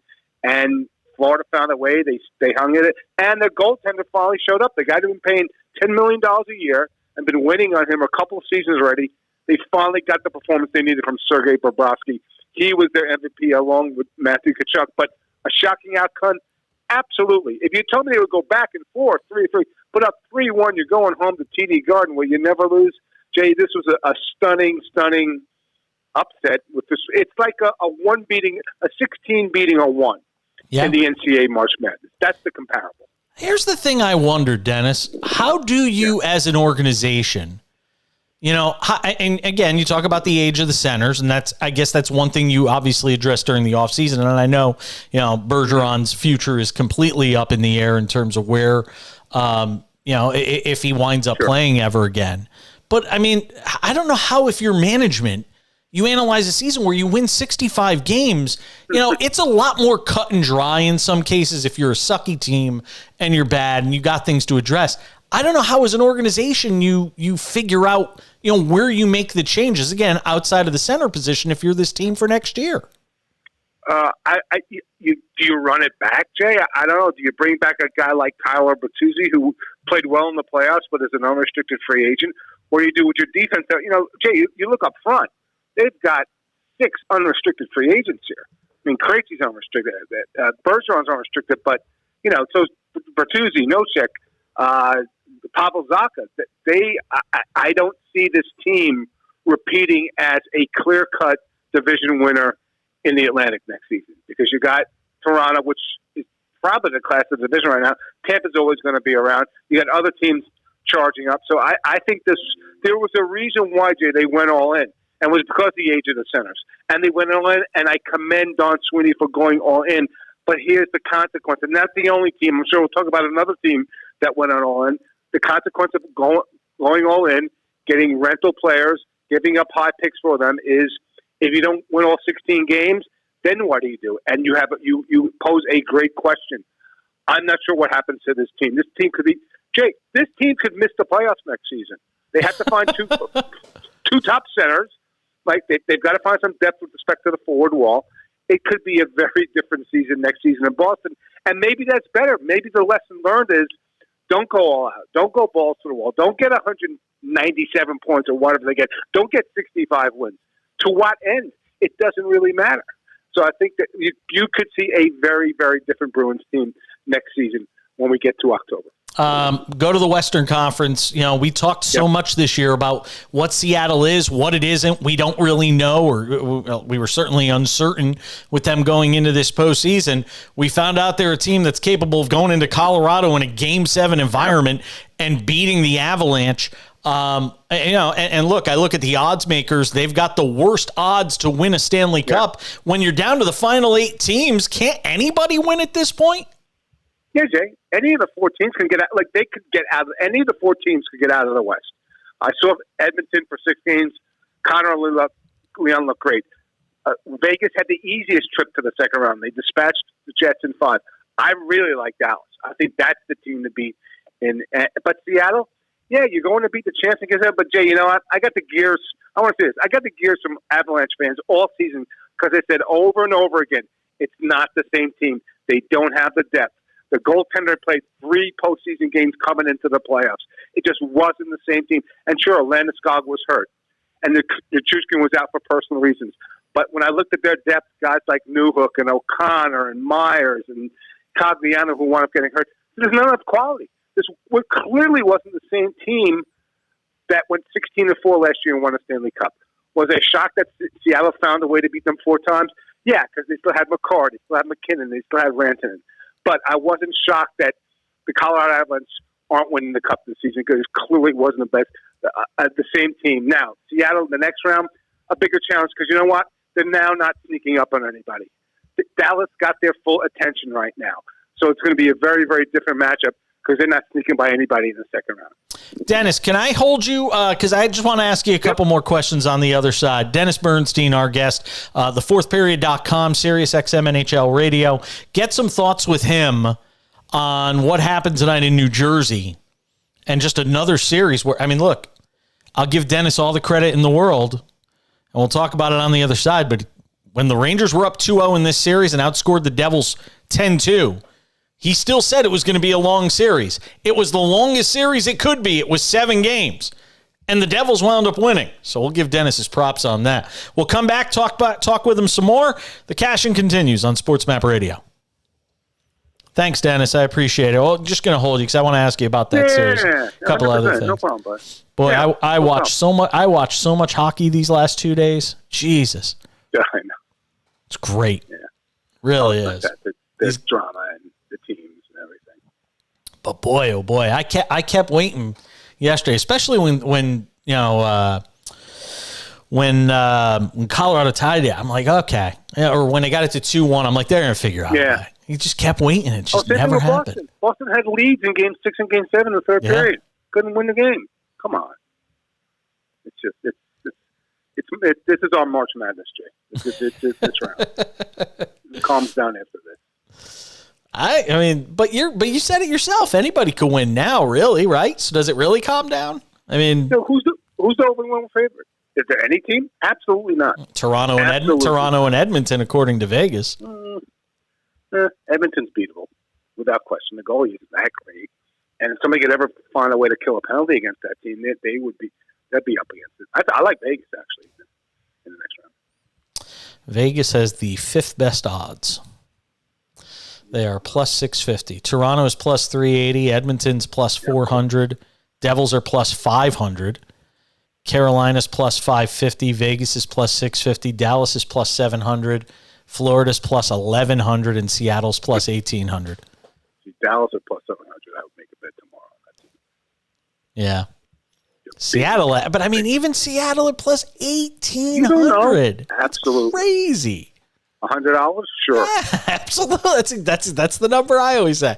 $100 to win 1,800 when you're down to the final 8 in a sport like hockey? Yep. Come on. Yep. Oh, he disappeared. Whoops. He was there, and then he wasn't.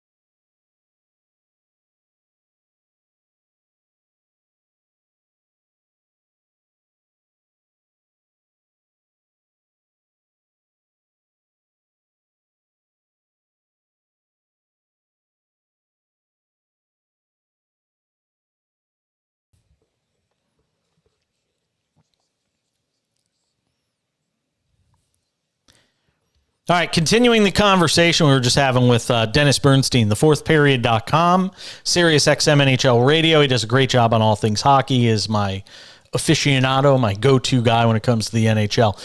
Joins us on the show. All right, shift it to the Rangers, who dropped Game 7 4-0 in New Jersey against the Devils. And I got to give you credit, man. I give people props when it's due. Rangers were up 2-0 in this series. They outscored the Devils 10-2 in the first 2 games. And you came on this show and said, this is still, JP, you said this is still going to be a long series. You know, and you were spot on. I don't know what you saw through 2 games that nobody else did. But, I mean, this Devils team was resilient. They win the next 3. The Rangers somehow scrap out a win in Game 6 of this series. And then the Devils, boy, I'll tell you, they certainly laid it down in Game 7. And you know, I look at that game, Dennis, and I don't know how much of you, maybe you watched the entire thing. I watched most of it. And, you know, the first goal, the shorthanded goal, the Rangers are getting cute, and they're all in offensive zone with the puck. And, you know, they turn it over, and they get the first goal there, and then it just felt like an avalanche after that. Yeah, it's funny. I tweeted after the game, full credit to the Devils. You know, they were resilient. They hung in there. But the Rangers' effort, and I took a picture of an ace and a 6, soft 7. That was a soft performance by the Rangers. I mean, really. Like when you got all those, Panarin didn't score in the series, Jay. Like, come on, really? And Kreider, after the first 2 games, didn't show up. They won 4 out of 5. the reason, because Jay, there was never much to separate these teams. So yeah, the Devils got dominated in the first 2 games. But look, did I think that Akira Schmid was going to come in, the third string goalie, and beat them 4 out of 5? Of course I didn't. But I saw the resiliency, I saw the talent, I saw the youth, I saw the speed. The Rangers, look, they acquired a couple of older, slower guys. And that's what you saw tonight. A bunch of older, slower guys on the team on the ice for the Rangers. They didn't really do much at all. I was really surprised. They looked like they had emptied the tank in Game 6, and maybe they did. Physically, emotionally, maybe they thought they had it won coming into 7 because they played well in Game 6. But Jay, again, this is the consequence of loading up and getting Kane and Tarasenko and giving up future picks. The formula didn't work, and Kane and Tarasenko played fine, but the guy that you sign long term, Breadman, come on. He's got to be able to register something on the board. It was not surprising, Jay, because I thought it was going to go 7. I thought it might have gone double overtime like 1994. But the manner in which these two teams played, I expected a 2-1, 3-2 game. Not really. If not for Igor Shesterkin, it's probably 7-0 tonight. And if you're a Ranger fan, you're really disappointed in the effort you got from your team tonight in Game 7. You had a bad feeling. I had a bad feeling when they're 0 for 3 in the power play in the first period. Yep. And as soon as I saw that, I said they're not winning this game. They had to capitalize, in that first period when the Devils basically gave them every opportunity to score, and they couldn't put a single puck in the net. They only got a couple of shots on goal on their power play. Yep. But you know what? And Dennis, I'm curious to get your thoughts on this. I'll always go to bat for a team that goes for it and makes the move the Rangers did, as opposed to a team that lays back, stands pat, tries to go with the guns they have, and then winds up coming up short. It's hard to crush a team. And effort and all that stuff notwithstanding. In terms of the roster makeup and trying to improve this team throughout the season the way they did, it's kind of hard to crush the Rangers, isn't it? Yeah, no. I commend Drury for going for it. Look who he added. You added 2 guys. One guy won 3 cups. Another guy won a cup in St. Louis. Here's the danger, though, Jay.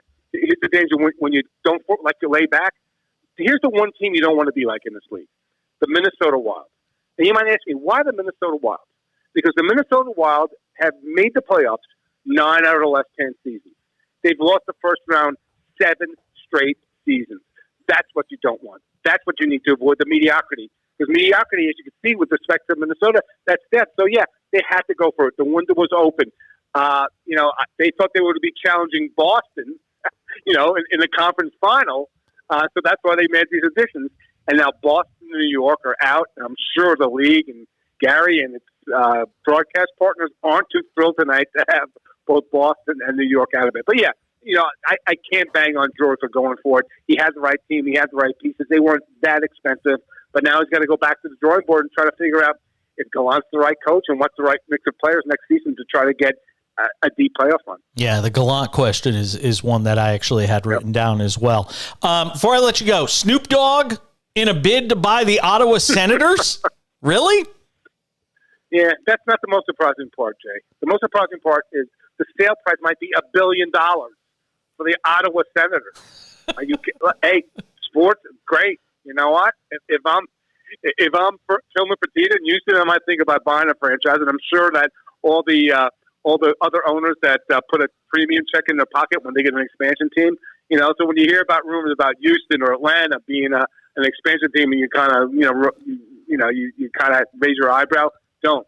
When the Ottawa Senators can get, and granted, it's maybe $100 million for the team and $900 million for all the real estate in downtown Ottawa, but when that happens, it's a shocker that Snoop's involved, but a bigger shocker that the asking price for the Ottawa Senators is $1 billion with a B dollars. Last one. I saw this before I got you on tonight. I didn't get a chance to read through the story completely, but the Panthers are actually restricting ticket sales for home games to residents of the United States to keep Maple Leafs fans from coming. Does the NHL like this?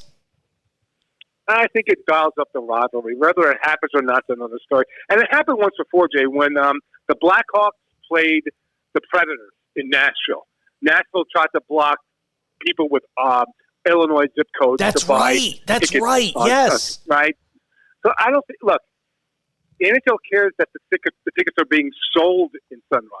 Where they wind up and whose hands, they don't really care. But if they're going to get 19,000 in that building for all the playoff games, they're happy to do it.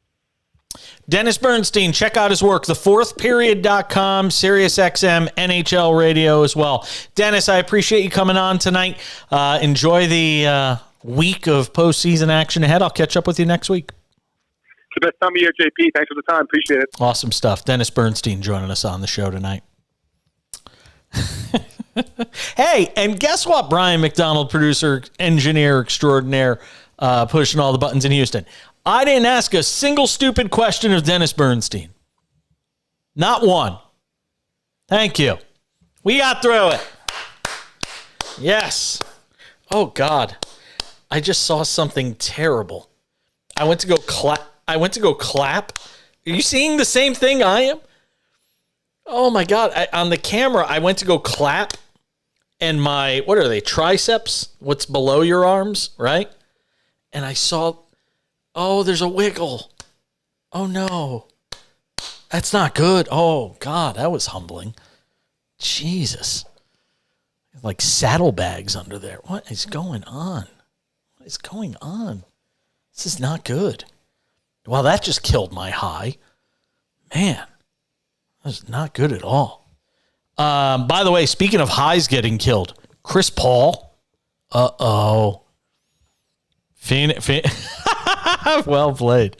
We got a problem for Chris Paul. Yep. Chris Paul hurt a groin. Saw him grabbing for his junk after he went up for... Why? You're Chris Paul. Why are you even going up for rebounds? You're 100 years old.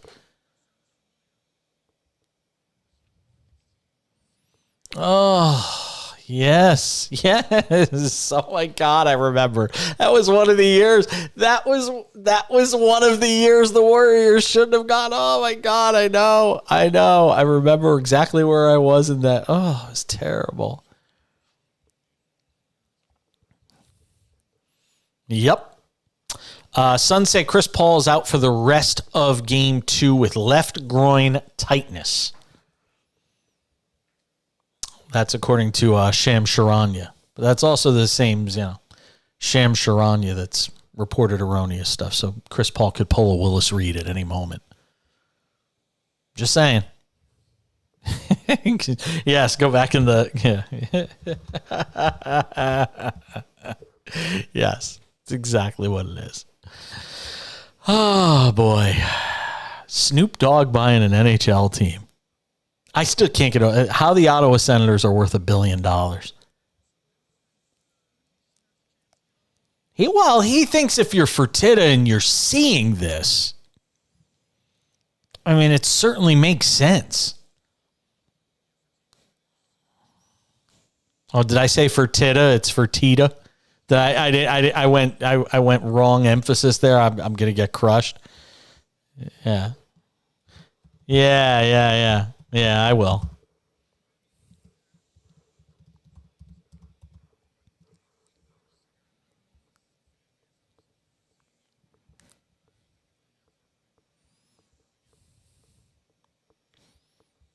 Okay. Phoenix and Denver are tied at 73.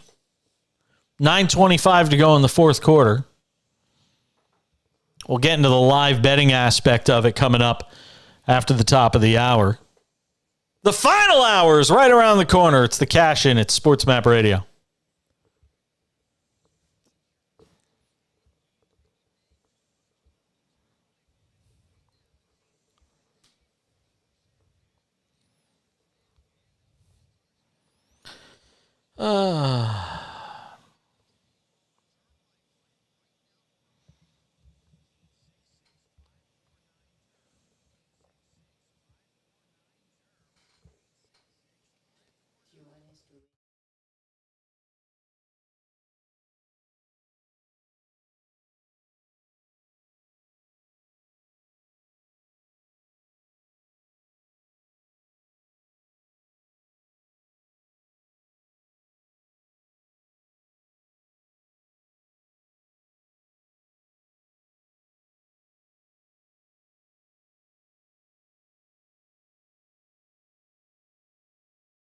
So did you see my end of that thing?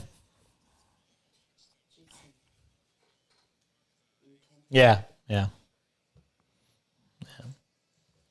Yeah, I decided to add that feature.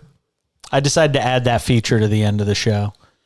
That's going to be like a little final thought at the end of each show. My Jerry Springer moment. Take care of yourself and each other. When you wave and this waves back in Cantonese, it's called bye bye me because it waves bye bye to you. That's funny. Thanks. You know how to get rid of it? How? Push-ups. No, that ain't happening. By the way, Jesus was wrongly judged. He gets us, all of us. Those Jesus commercials on TV drive me nuts.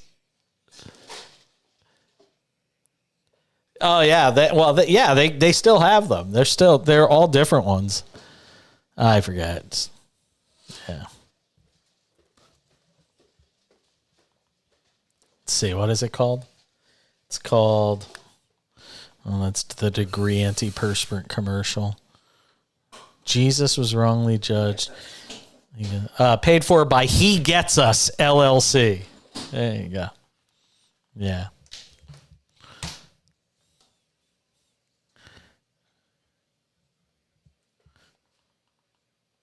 Yes. Absolutely. The 3 quarterbacks that got drafted, all 3 of them were like, I just want to thank God. Jesus, thank you.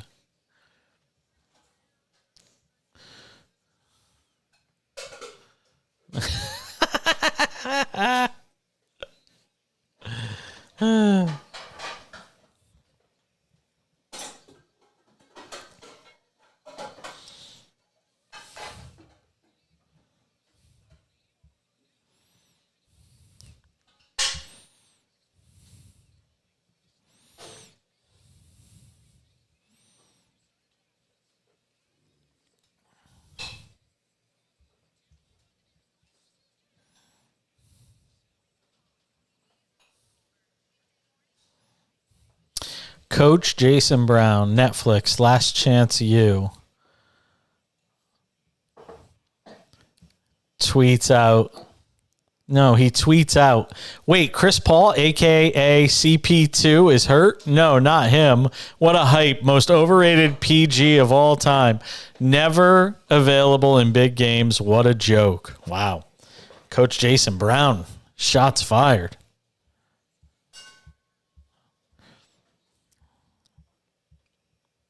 An angry man.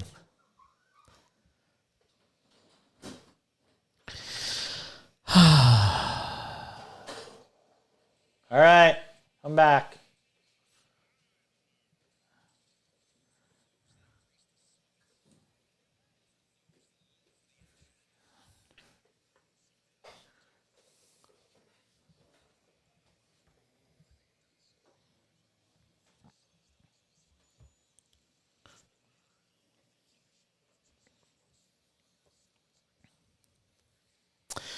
Final hour of a Monday/Tuesday edition of the show. Good to be back after 4 days off. Well, I mean, 2 for you guys, but 4 days in a row of not doing a show because we weren't on last Thursday and Friday. We gave you VSiN draft coverage of men talking about other men walking up onto a stage in suits. Whew, riveting. Fantastic. Right? Well, this month I will be. Taking some time off this month. This is the month, man. Got a trip to Connecticut planned. A couple days in New York City. God, Nikola Jokic is so fat. Not to fat shame or anything like that. But I don't know how Jokic, I mean, the dude is just, he's gelatinous. He really is. Like, he's not Oliver Miller fat.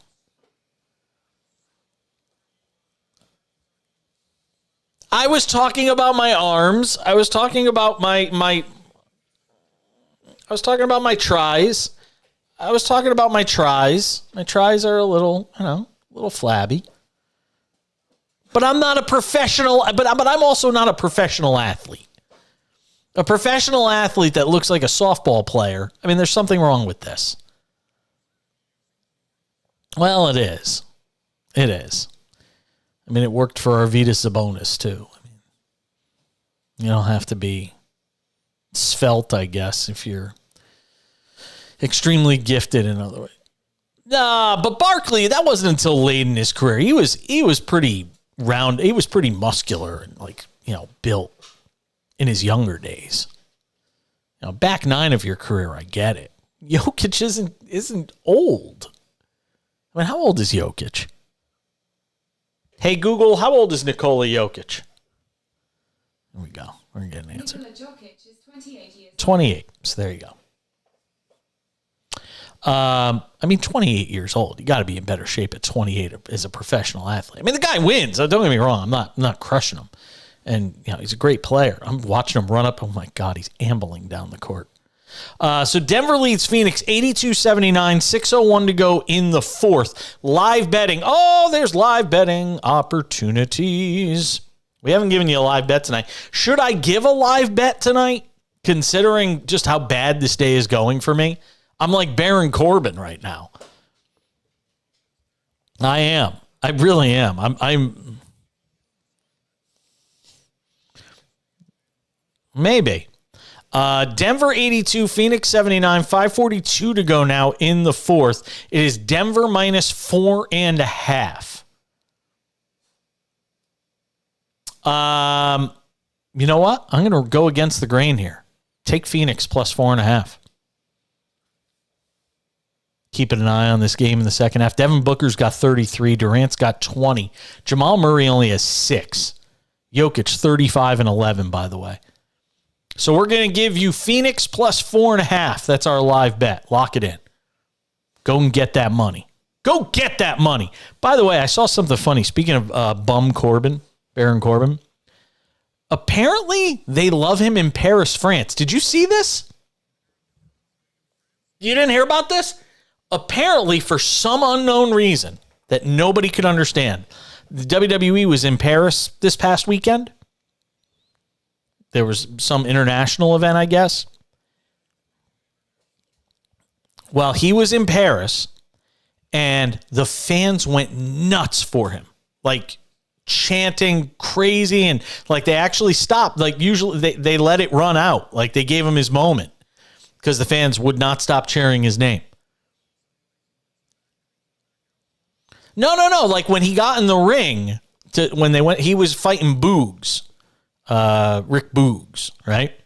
Yeah. So he was getting ready to fight Boogs, and the crowd just started chanting, so they waited. Like, they just stood in the ring and let him have his moment with the crowd.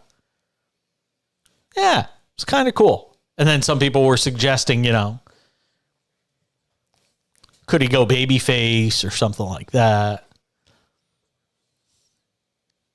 Okay, fair enough. I haven't watched the last couple of weeks of WWE, so I'm a little bit behind on this. Ooh.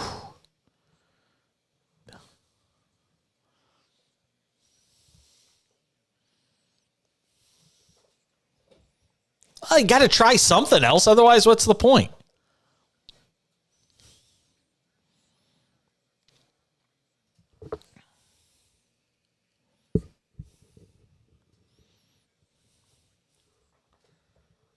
Yeah.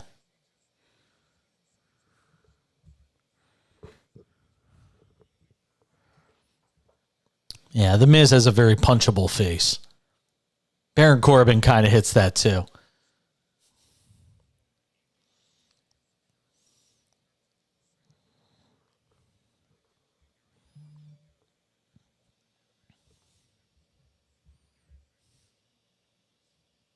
Okay, fair enough. Phoenix down 3, 4:16 to go. This is how we're going to turn my day around, according to Brian McDonald. We gave you Phoenix plus 4.5. They're down 3, about 4 to play. No Chris Paul. They're going to get this series knotted up at 1 game apiece going back to Phoenix. Well, they don't even have to win. Just stay within 4.5. We'd be satisfied. Watching DeAndre, how is that not an offensive foul? I mean, Jokic is banging with Ayton down there. Great defensive job by DeAndre Ayton. 24-second violation on that possession for the Nuggets. Ayton did a really good job on Jokic that time. See what Phoenix can do. I mean, all you can ask for is to give yourself a chance late in the game. And boy, how about this? Talk about NBA. Playoff basketball is a different animal, unless you're talking about Golden State and Sacramento and whoever gets a defensive stop first wins the game. Denver right now and Phoenix, 84-81, 3:32 to go in the fourth quarter. This is not your NBA regular season basketball. It's just not the same thing. Yeah, there's a goaltend on Durant. 86-81 Denver, 3:26 to go in the fourth. So that's what we got going on there. Miami and the Knicks will play game 2 tomorrow night in their best of 7 at Madison Square Garden. Knicks minus 6.5. Is Butler, what's the situation with Jimmy Butler in that game? Let's see here. Jimmy Butler is... let's see. Butler's ankle's swollen to the size of a baseball. And I'll tell you what the interesting thing was with that Jimmy Butler situation yesterday. The only reason he was able to finish that game is because he never sat down and let the ankle swell. Because the moment you sit and you let that thing tighten up, forget it, you're done. I was watching the game yesterday, and when he came back out on the floor, I said, this is smart, because he probably can't make it much worse, right? He probably couldn't make it much worse. He's questionable for game 2, by the way. Knicks and Heat tomorrow. But if you can gut it out through that game, if you're him, if it's just a pain tolerance thing, then you get your treatment after the game. A lot of guys in that situation, when they roll an ankle, they just run back to the locker room and that's it. Not Jimmy Butler. Playoff Jimmy decided to stay out there and gut it out. And the Heat were able to get some stops. RJ Barrett was terrible. And the Knicks find themselves down 1-0 and a must-win tomorrow at home against the Heat. Knicks minus 6.5 tomorrow. I would probably take Miami. I don't think the Knicks are beating anybody by 7 right now. Lakers Warriors. Lakers plus 5 on the road against Golden State tomorrow night. Boy, those are going to be 2 fun games tomorrow night. It's going to be hard for me to keep my attention on the show tomorrow night watching those games. We got series. Do we have odds on the series? Let's see. Odds on the series. Golden State. Here you go. Ready for this, Brian? Golden State minus 158. The Lakers plus 134.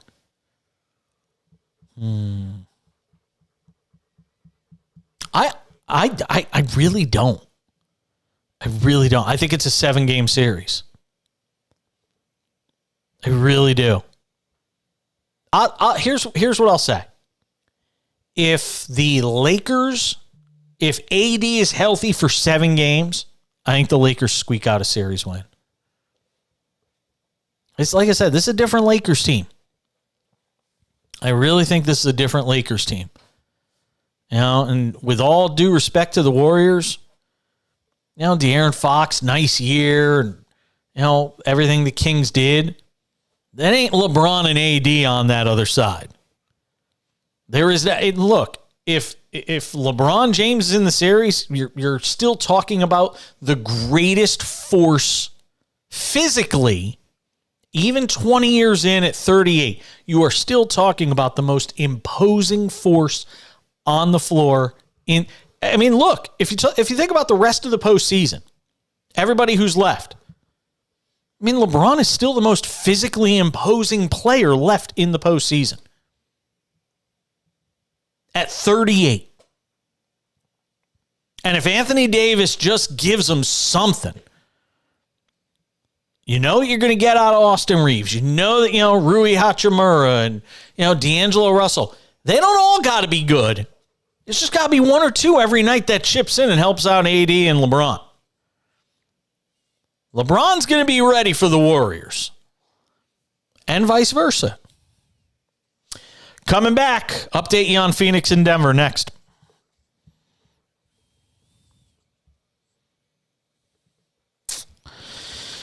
Let me look.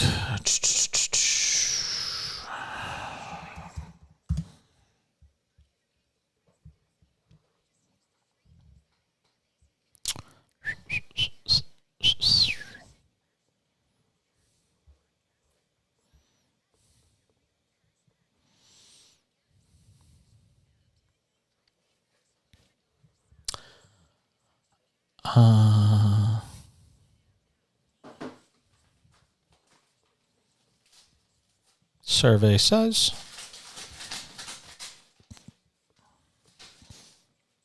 bang, bang, bang.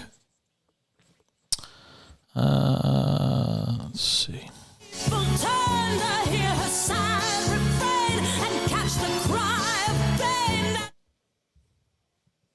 That was more Liza playing when I turned up my computer pod. Isn't that great? Isn't that great?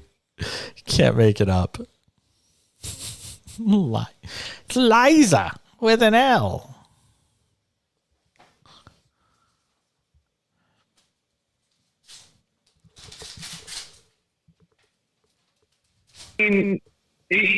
Like a Mike Brown team, you generally think are going to be good teams defensively, but you got to coach what you have. All right, I can toss to it. I'll be all right.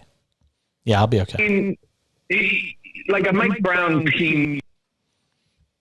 There it is. Okay. So 1:15, I have to start it. Okay, 1:15.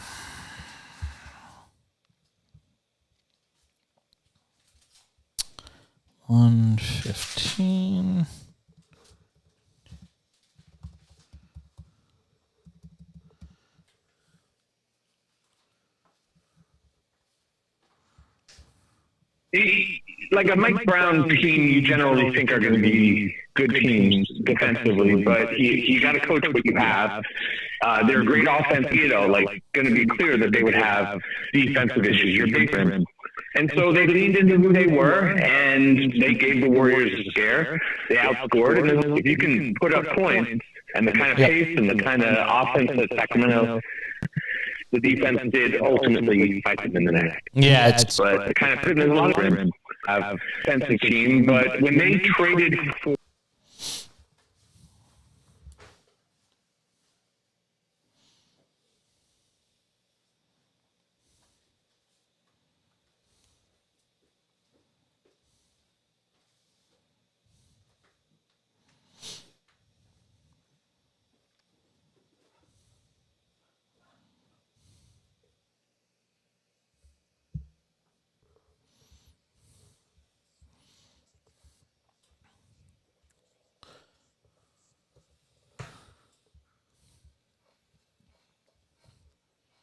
By the way, that Yankee and I almost said Indians again. That Yankees-Guardians game, what is it tonight? That Yankees-Guardians game tonight went to the top of the ninth inning, an hour and 45 minutes. That game was almost sub 2 hours tonight before the Guardians exploded.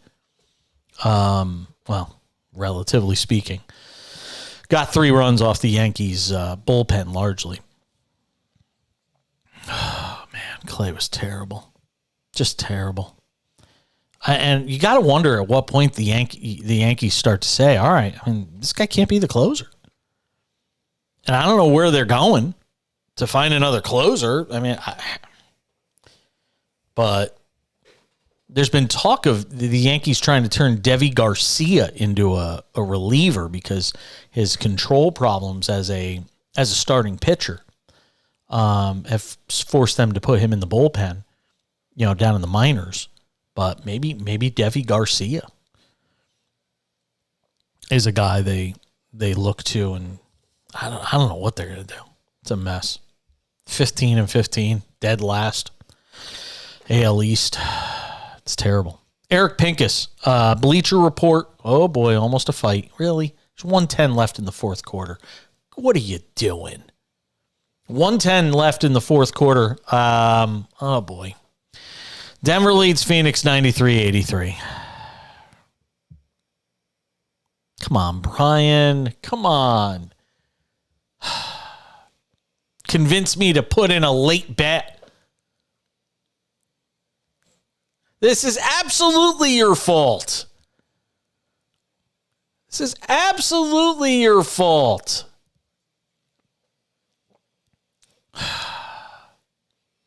Boy. Phoenix, we gave you Phoenix plus 4.5. They're down 11.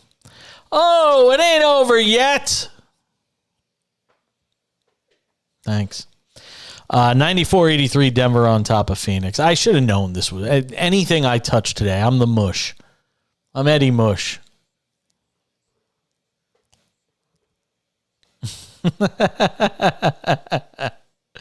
Yeah. 101 left, 95-85 Denver on top of Phoenix. By the time Jokic gets the ball up the floor, it might be an 8-second violation. So you got the 2 games tomorrow in the NBA, and we'll be here to carry you through the action all night. Hopefully it's just a better day for me. This has just been a rough day. You guys have reached out on the text line, and I apologize. I haven't gotten to all of them.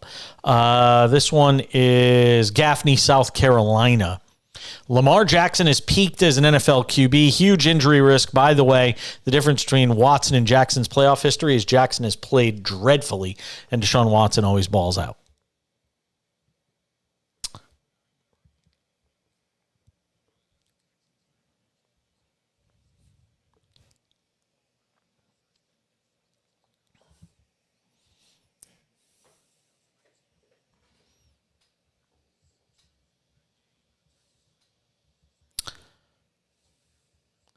To quote Brian McDonald and The Mandalorian, I have spoken. This is the way. David in Austin, Texas, listening on 104.9 The Horn. I think the Dallas Cowboys had a great draft this year, including the drafting one of their scouts' son. I think, I'm sorry, I cannot go crazy about draft grades and all this stuff, because anybody, again, Brock Purdy was dead last in the draft last year. He was Mr. Irrelevant. And he went on to win a bunch of playoff games, was on the verge of going to the Super Bowl. I cannot go crazy about draft. I just can't. I got to see guys play on the field. And some of them don't even make it onto the field because it's just a numbers game. So I'm not going nuts about this stuff. All right, now you can womp me. It's all but over.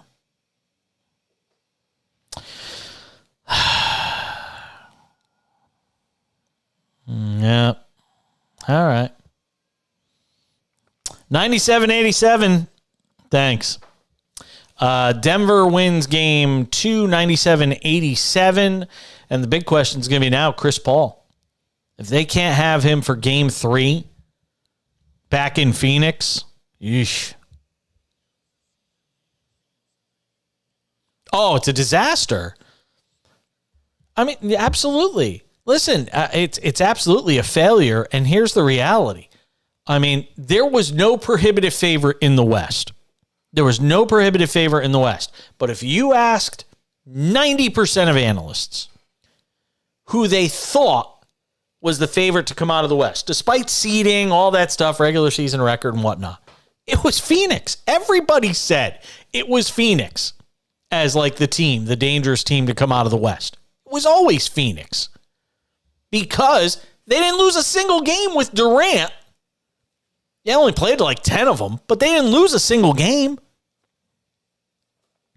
So to me, it's it's absolutely a disappointment for Phoenix. I mean, look, here's the reality. Chris Paul's career is almost over. I mean, does he even come back next year? He's on a year-to-year basis right now. And even if he says, I am coming back, do you even want him back? And I don't know where they're going at the point guard position if he hasn't come back. I don't know what their cap situation's like. I mean, the cap is what it is, and you can sign guys and then, just pay the luxury tax.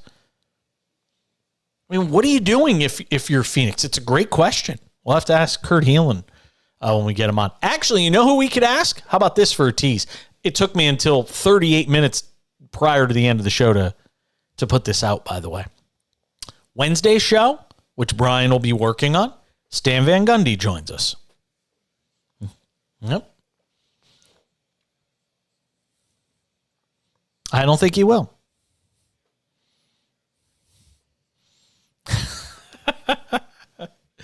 Stan Van Gundy of Turner Sports will be on the show Wednesday. Both audio and video, in fact. So look forward to that. We'll talk to him. I'll probably talk to him on Wednesday afternoon. We'll run it on the show on Wednesday night. So looking forward to talking to Stan Van and getting his thoughts on this postseason so far and what we've witnessed in some of these postseason series, which has just been terrific. I mean, think about, I don't know. You think about all the all the lower seeds that have won. It's impressive. Boy, Nikola Jokic was fired up tonight. So 97-87 Denver wins. That'll soften the blow a little bit for the fans there after the loss last night for the Avalanche. Oh, Inside the NBA is on. Always entertaining. Let's see. Who's this from? Another text coming in. 888-670-8549 if you want to hit us up on the text line. So anyway, that is what we've got. Is that the end of everything tonight? Do we have any more games going on? Any baseball? Is it a wrap? Oh, Dodgers and Phillies is still going on. There you go. 11-4. By the way, we haven't mentioned them because, again, it's early in the year, and the Pirates are a nice story, and that's all great. Baltimore, how about the Orioles? Tell you, I've said it before, if they get any starting pitching, the Orioles are dangerous, man, because they could hit. Even in the new dimensions of that park and everything, the Orioles are a very dangerous team in that AL East. I mean, talk about an upside-down division. I mean, obviously Tampa Bay is good, and everybody thought that. But Baltimore?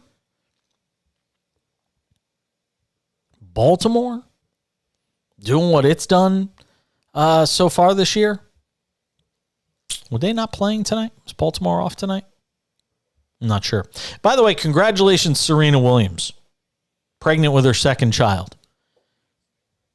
Okay. So Serena, pregnant with second child. I guess that means we can close the book on her career, right?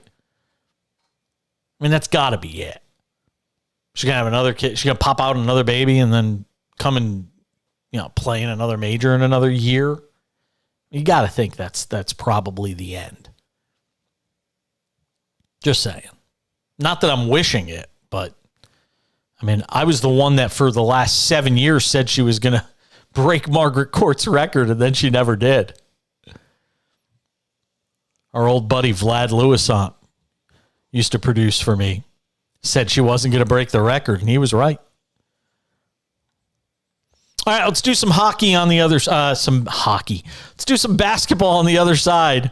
I'm batting 1,000 tonight. Eric Pincus, Bleacher Report. Get some thoughts on the Warriors, Lakers, and a whole bunch more. I'm the worst. God, I am the worst. Oh, my God, I'm so bad. I'm just so bad. I'm like a pitcher who doesn't have his good stuff trying to get through like 5 1/3 just to get the W. Just 110 pitches.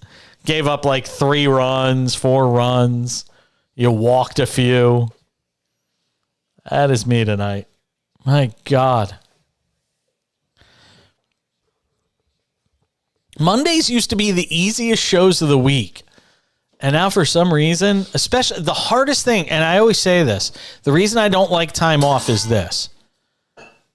You totally lose your flow. Yeah, you absolutely get out of a rhythm. You absolutely do. And I was having a good day, and then something bad happened that I don't want to get into, but something bad happened this afternoon. And it just set my whole day into a tailspin.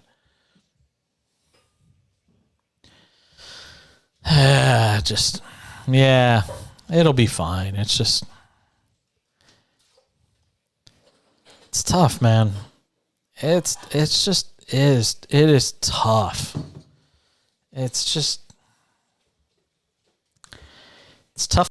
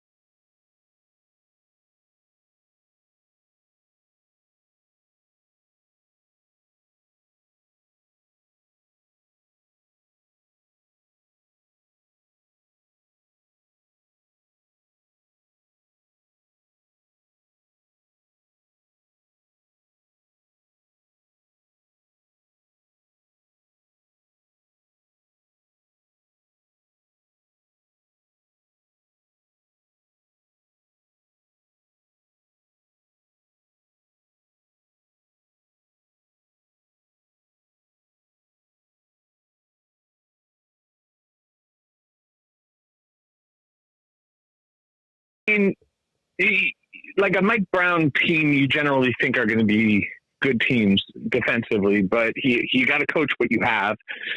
They're a great offensive team, but when they traded for Sabonis, it was, like going to be clear that they would have defensive issues. You're basically getting one of the best scoring big men in the league, but a guy who doesn't protect the rim.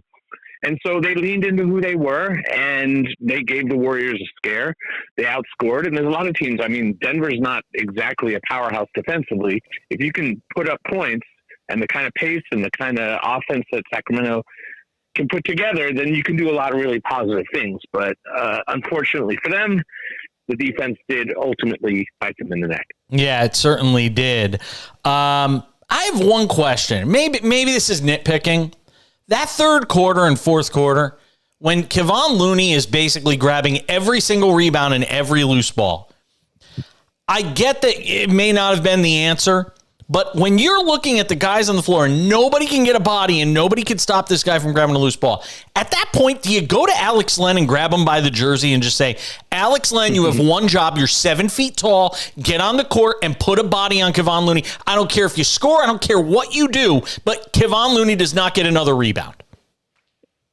I mean, there's yeah, certainly you try. Like if the game's, it just felt like he gave up, Eric. Yeah, it felt like he gave up. I on one hand, like, okay, you put in Len and maybe your offense can't get the job done, but yeah, I'm a big fan of trying. When the ship's going down, don't just keep paddling. Try bail out water, look for a leak, and I think Mike Brown did a heck of a job all season. Coach of the year. I thought he coached a good series. I also think Steph Curry went nuts, and there's a certain aspect of that was overwhelming to them. But yeah, you're right. I mean, it wasn't just Steph going nuts. Looney went nuts in his own way, and it's easy to just sort of write him off as a non-factor because he doesn't score much. But if you do, you're missing out on the whole game. There's only a few guys who can score like Steph and I guess in the series Fox or whatever. But there are guys who make series happen, and a guy like Looney is so valuable, even if he doesn't ever get his name on the marquee. Looney, I mean, they turned Looney into Dennis Rodman. I mean, Looney was Dennis Rodman. He was literally getting every loose ball. From a historic perspective, what you saw from Curry in that game, and again, understanding that there wasn't a hand in his face, I think, for half of the shots he made. But even that being said, just another notch in the belt of the legend that is Stephen Curry. I mean, he and LeBron are the best players of his generation. We get another variation on that, and we'll get to see the two go head to head again. But yeah, like for the last, however many years, that's been mostly what we've seen at the end of the season. We haven't had much lately because Lakers have struggled, and I guess the Warriors were hurt the year that the Lakers were able to win in the bubble. So, but Steph is I think safe to say the best shooter of all time, and we could debate where he fits on the all-time great player list. We can debate it. I think some might have LeBron slightly ahead. I know there's a whole bunch of Northern California people who would consider that blasphemy. But man, Steph is just ridiculous. He's fun to watch. He's just so magnificent. I mean, he's just so skilled, and it looks so effortless the way he can just pop and hit a three, or you're playing him for the three, and then he's got such a nice crafty move. He just glides to the rim and gets just a simple layup, and it looks like it should be stoppable, but it's just he's so talented, and his career. If he didn't even play this year, his career is already going down as one of the best of all time. So he's doing fantastic stuff. Eric Pincus, Bleacher Report Sports Business Classroom. He's an instructor there, an NBA capologist, joining us here on the Cash In tonight. SportsMap Radio on the SportsMap Radio app. This is not the same Laker team you and I talked about in early February. I remember texting you. And if you don't mind, I'm going to actually read this text on the air. They were getting ready to play the Bucks, I think it was. And they had no LeBron. I mean, it was one of these nights. And you wrote me a text that said, dude, Lakers going to get smacked tonight. LMAO. and I'm reading this for a reason. There's a setup here. This is not the same Lakers team that, we saw middle of the season. This is a different team. And the changes and upgrades that Rob Pelinka has made, I don't know. Would they have rather seen the Warriors or the Kings? I would argue they would have probably rather seen the Warriors than the Kings. I think the Kings offered a whole bunch of different problems for them. I think there's some knowledge, for the Lakers when it comes to this Warriors team that I don't think would necessarily be there when it comes to the Kings. I like this matchup better for them. Not to say they're going to win the series. I like the matchup better for them. What do you see? Well, I mean, comparatively, I think there were pros to the Kings matchup based on Sabonis and what he doesn't do defensively. All the negatives that you said about what the Kings don't do would have helped AD, would have helped LeBron. Against the Warriors, I have a slight matchup favorability to the Lakers. Like, I think that the AD LeBron combination is a lot for them to handle. And the key to the series is Looney, is exactly who you brought up. And he doesn't have to be Dennis Rodman and like do what he did against the Kings. But if he can, I don't want to say neutralize, but we've seen what Anthony Davis can be. And we've also seen in the Grizzlies series, seemed like every other game I was saying the other day, I said sometimes he wilts and sometimes he wilts, like wilt as in, like it fades, and sometimes he's out there looking like Will Chamberlain. And that's what Darvin likes to call him. He calls him wilt. And you don't always know what you're going to get from AD. I'll say that you usually know you're going to get a great defensive performance. I'm not going to belittle him on that end. But offensively, teams, their entire job, if I'm a coach and I'm coaching against the Lakers, it's not all about LeBron. It's about AD. You clog the middle. You make it as best you can so there's no room for AD to score and no room for LeBron to drive. And that basically means that it's got to be someone like D'Angelo Russell, Austin Reeves, Rui Hachimura hitting shots. And if they hit shots, okay, fine, you might lose. But if they don't, you're going to win. And so that's the goal if you're the Warriors, is Looney and to an extent Draymond Green have to somehow slow down Anthony Davis. And I think it's very feasible. It's very possible. I don't have the Lakers as like a heavy favorite at all. This is very, very near even series. Is there a chance you see a little Tristan Thompson in this series if you're a Laker fan, given what Looney does and how effective he is in terms of rebounding? Is there a chance you see somebody like a Tristan Thompson for a few minutes in a series like this? Sure. I mean, if the game is like 20, 30 points out of reach and you're in the last few minutes of the game. Come on, no. Absolutely. No rebound, absolutely. no help in rebounding? Well, the thing is that Mo Bamba, he's questionable, I think. So the answer would be no. If Mo Bamba's there, he's going to get those last few minutes. But if Mo Bamba's out of the game, then you might get Tristan in those garbage minutes. And I think the Lakers brought in Tristan specifically for who he is as far as knowledge, experience, relationships. He's part of the Clutch Sports family with LeBron and AD, and that matters. It matters. Relationships matter. Having someone in AD's ear, it matters, and someone that he can talk to. AD's had a tough year, and I think he struggled around the time that LeBron scored, reached the all-time record. I think AD was going through some personal stuff. I don't know the details of it, but I think it was off the court, whatever it was. And I think that's behind him, but I do think having someone there for him is really, really valuable. Even if Tristan never touches the court, he hasn't played in a couple of years, really. I guess he was on the Bulls last year. I don't remember really much of anything that he did. I don't think he's part of the game plan. The minutes should go to Wynn and Gabriel. Hey, I gotta go, but real quick, who wins the series and in how many games? Well, I have Lakers in 6. Okay, it's not Lakers in 6. Strong pick. Okay, I do have Lakers in 6. Yeah. All right. Eric Pincus, Bleacher Report, the Sports Business Classroom. Check them out if you're looking for some classes. I'm Jason Page. We're coming back. More of the cash in right around the corner. All right, we'll delete the question for the podcast about Tristan Thompson there, Brian. Eric, I appreciate it, man. It was fun. You got it. I'll talk to you soon, man. Bye-bye. Later. All right.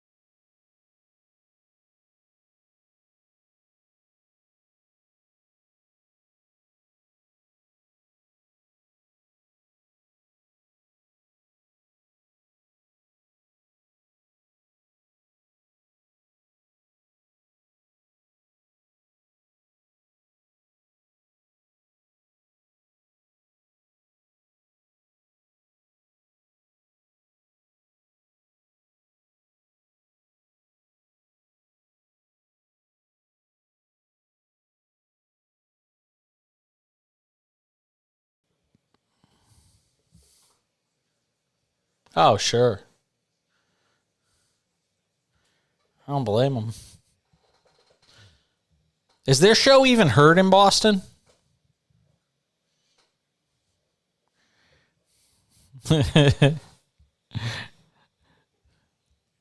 Oh, I'm not on in Palm Springs, so.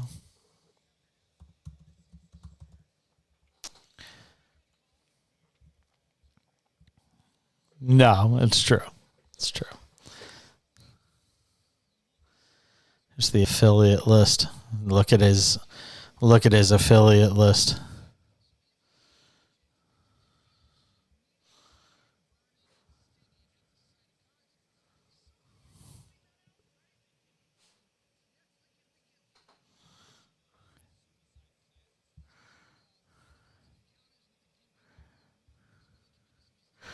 Happy and the diehards. Nope. Answer is no.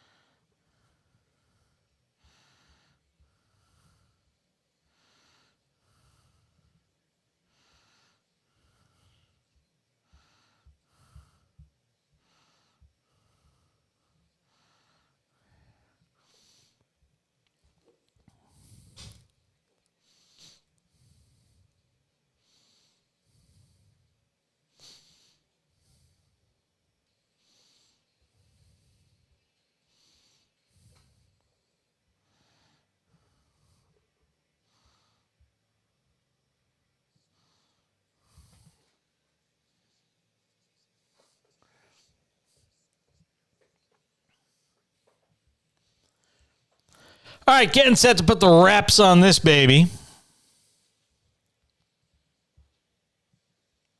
Yeah, I was listening during the break, as I sometimes want to do. And I talked about, we talk about the disappointment of Bruins fans or Bucks fans or Avalanche fans. And there's a bigger picture thing here, and I get it. If you're a Boston fan, you woke up today and you're pissed off. Went to bed last night, you're pissed off. And there's something to be said for the bigger, and I try to always look at the bigger picture in these things. I guess this is a product of therapy, of being in therapy.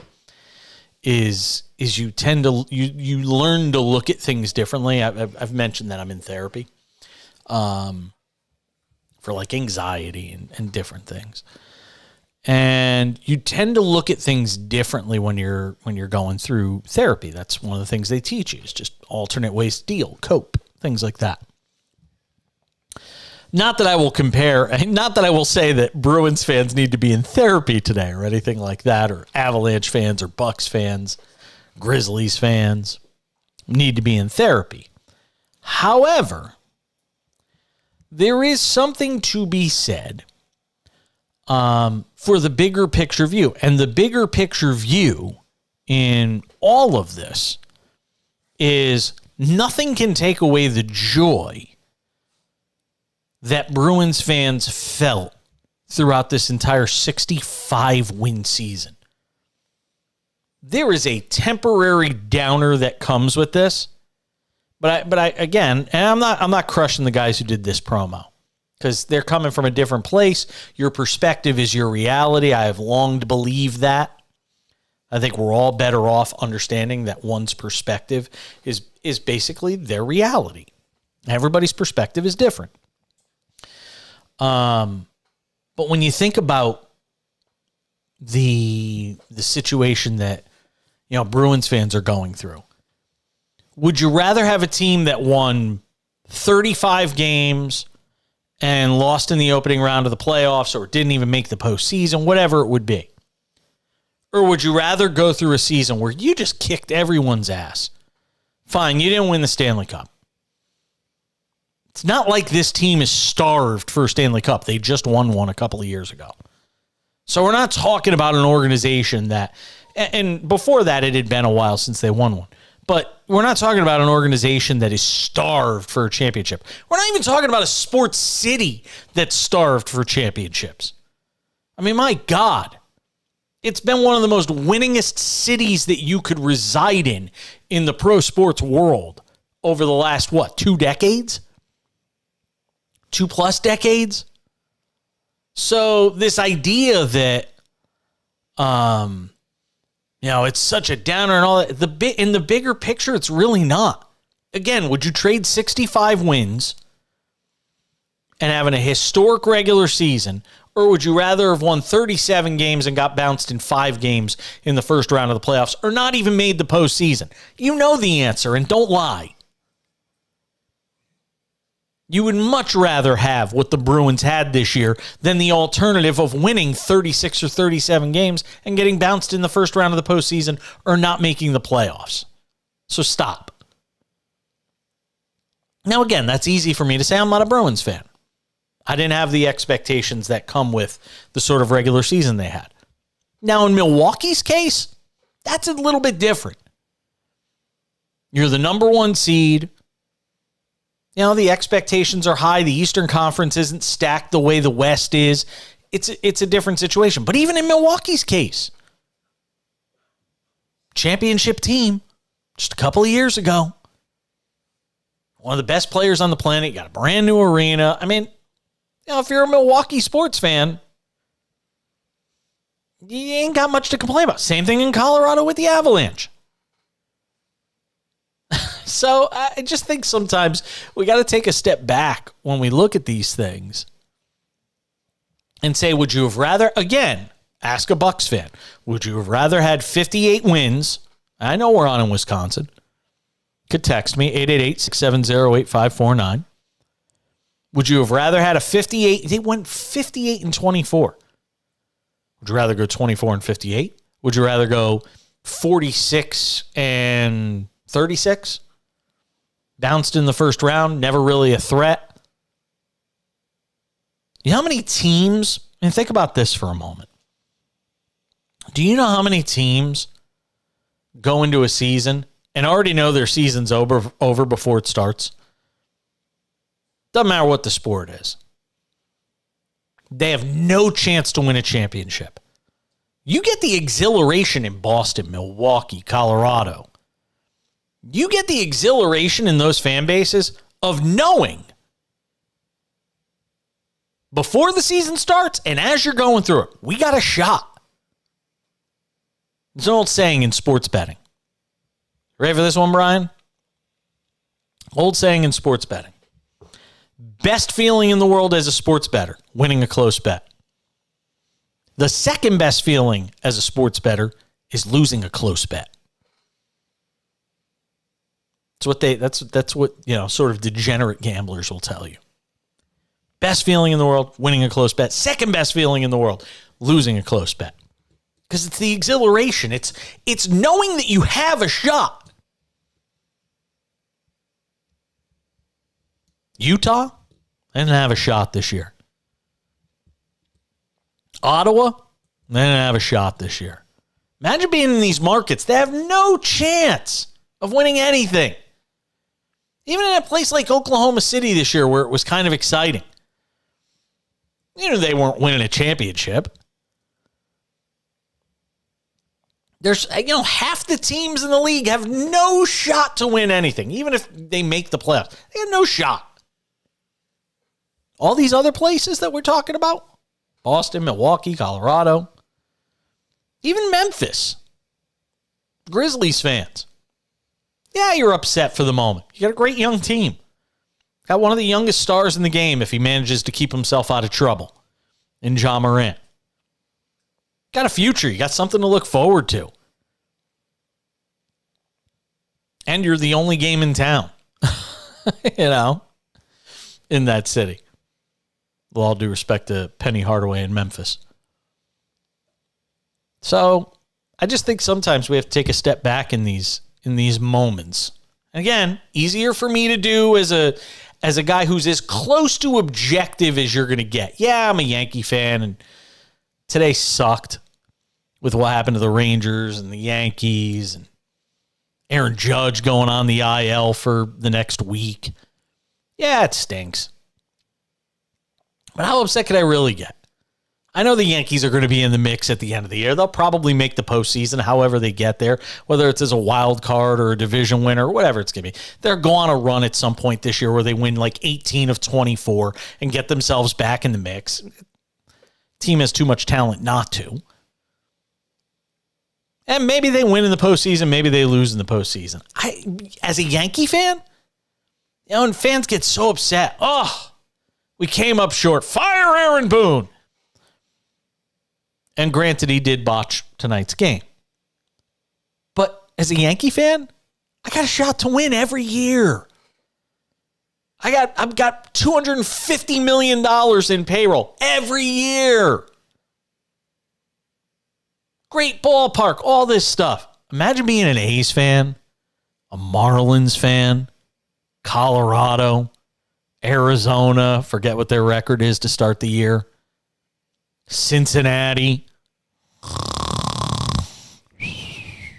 Washington with the Nationals. I mean, that sucks. Your team had a chance to win. It didn't. At least you had a chance. And you got to have the exhilaration of knowing your team had a chance. A lot of places don't. Imagine being a Cleveland Browns fan. You want to be in a pissy mood today? Go be a Cleveland Browns fan. Even the Jets. No matter how the Jets thing winds up with Aaron Rodgers. You know what? On May 1st, Jets fans, you got a shot to win the Super Bowl. You got the greatest quarterback. You have an offensive rookie of the year, a defensive rookie of the year. You got a shot. That's all you ask for. All about perspective. Work on changing your perspective, your frame of mind. Makes it a little easier to go to bed at night with these things. It's going to wrap it up for us. Thanks to Pincus, Bernstein, Brian McDonald in Houston. I'll see you back on Wednesday. I'll catch all of you back here tomorrow night for the Cash In on SportsMap Radio. I'm Jason Page. Bye! Might have been a promo in that last segment. Nah, it doesn't have to be tonight, but yeah, no, but it'll hold. You know what I mean? If you so if you can. Okay. Cool. Thanks, man. See you later. Have a good night.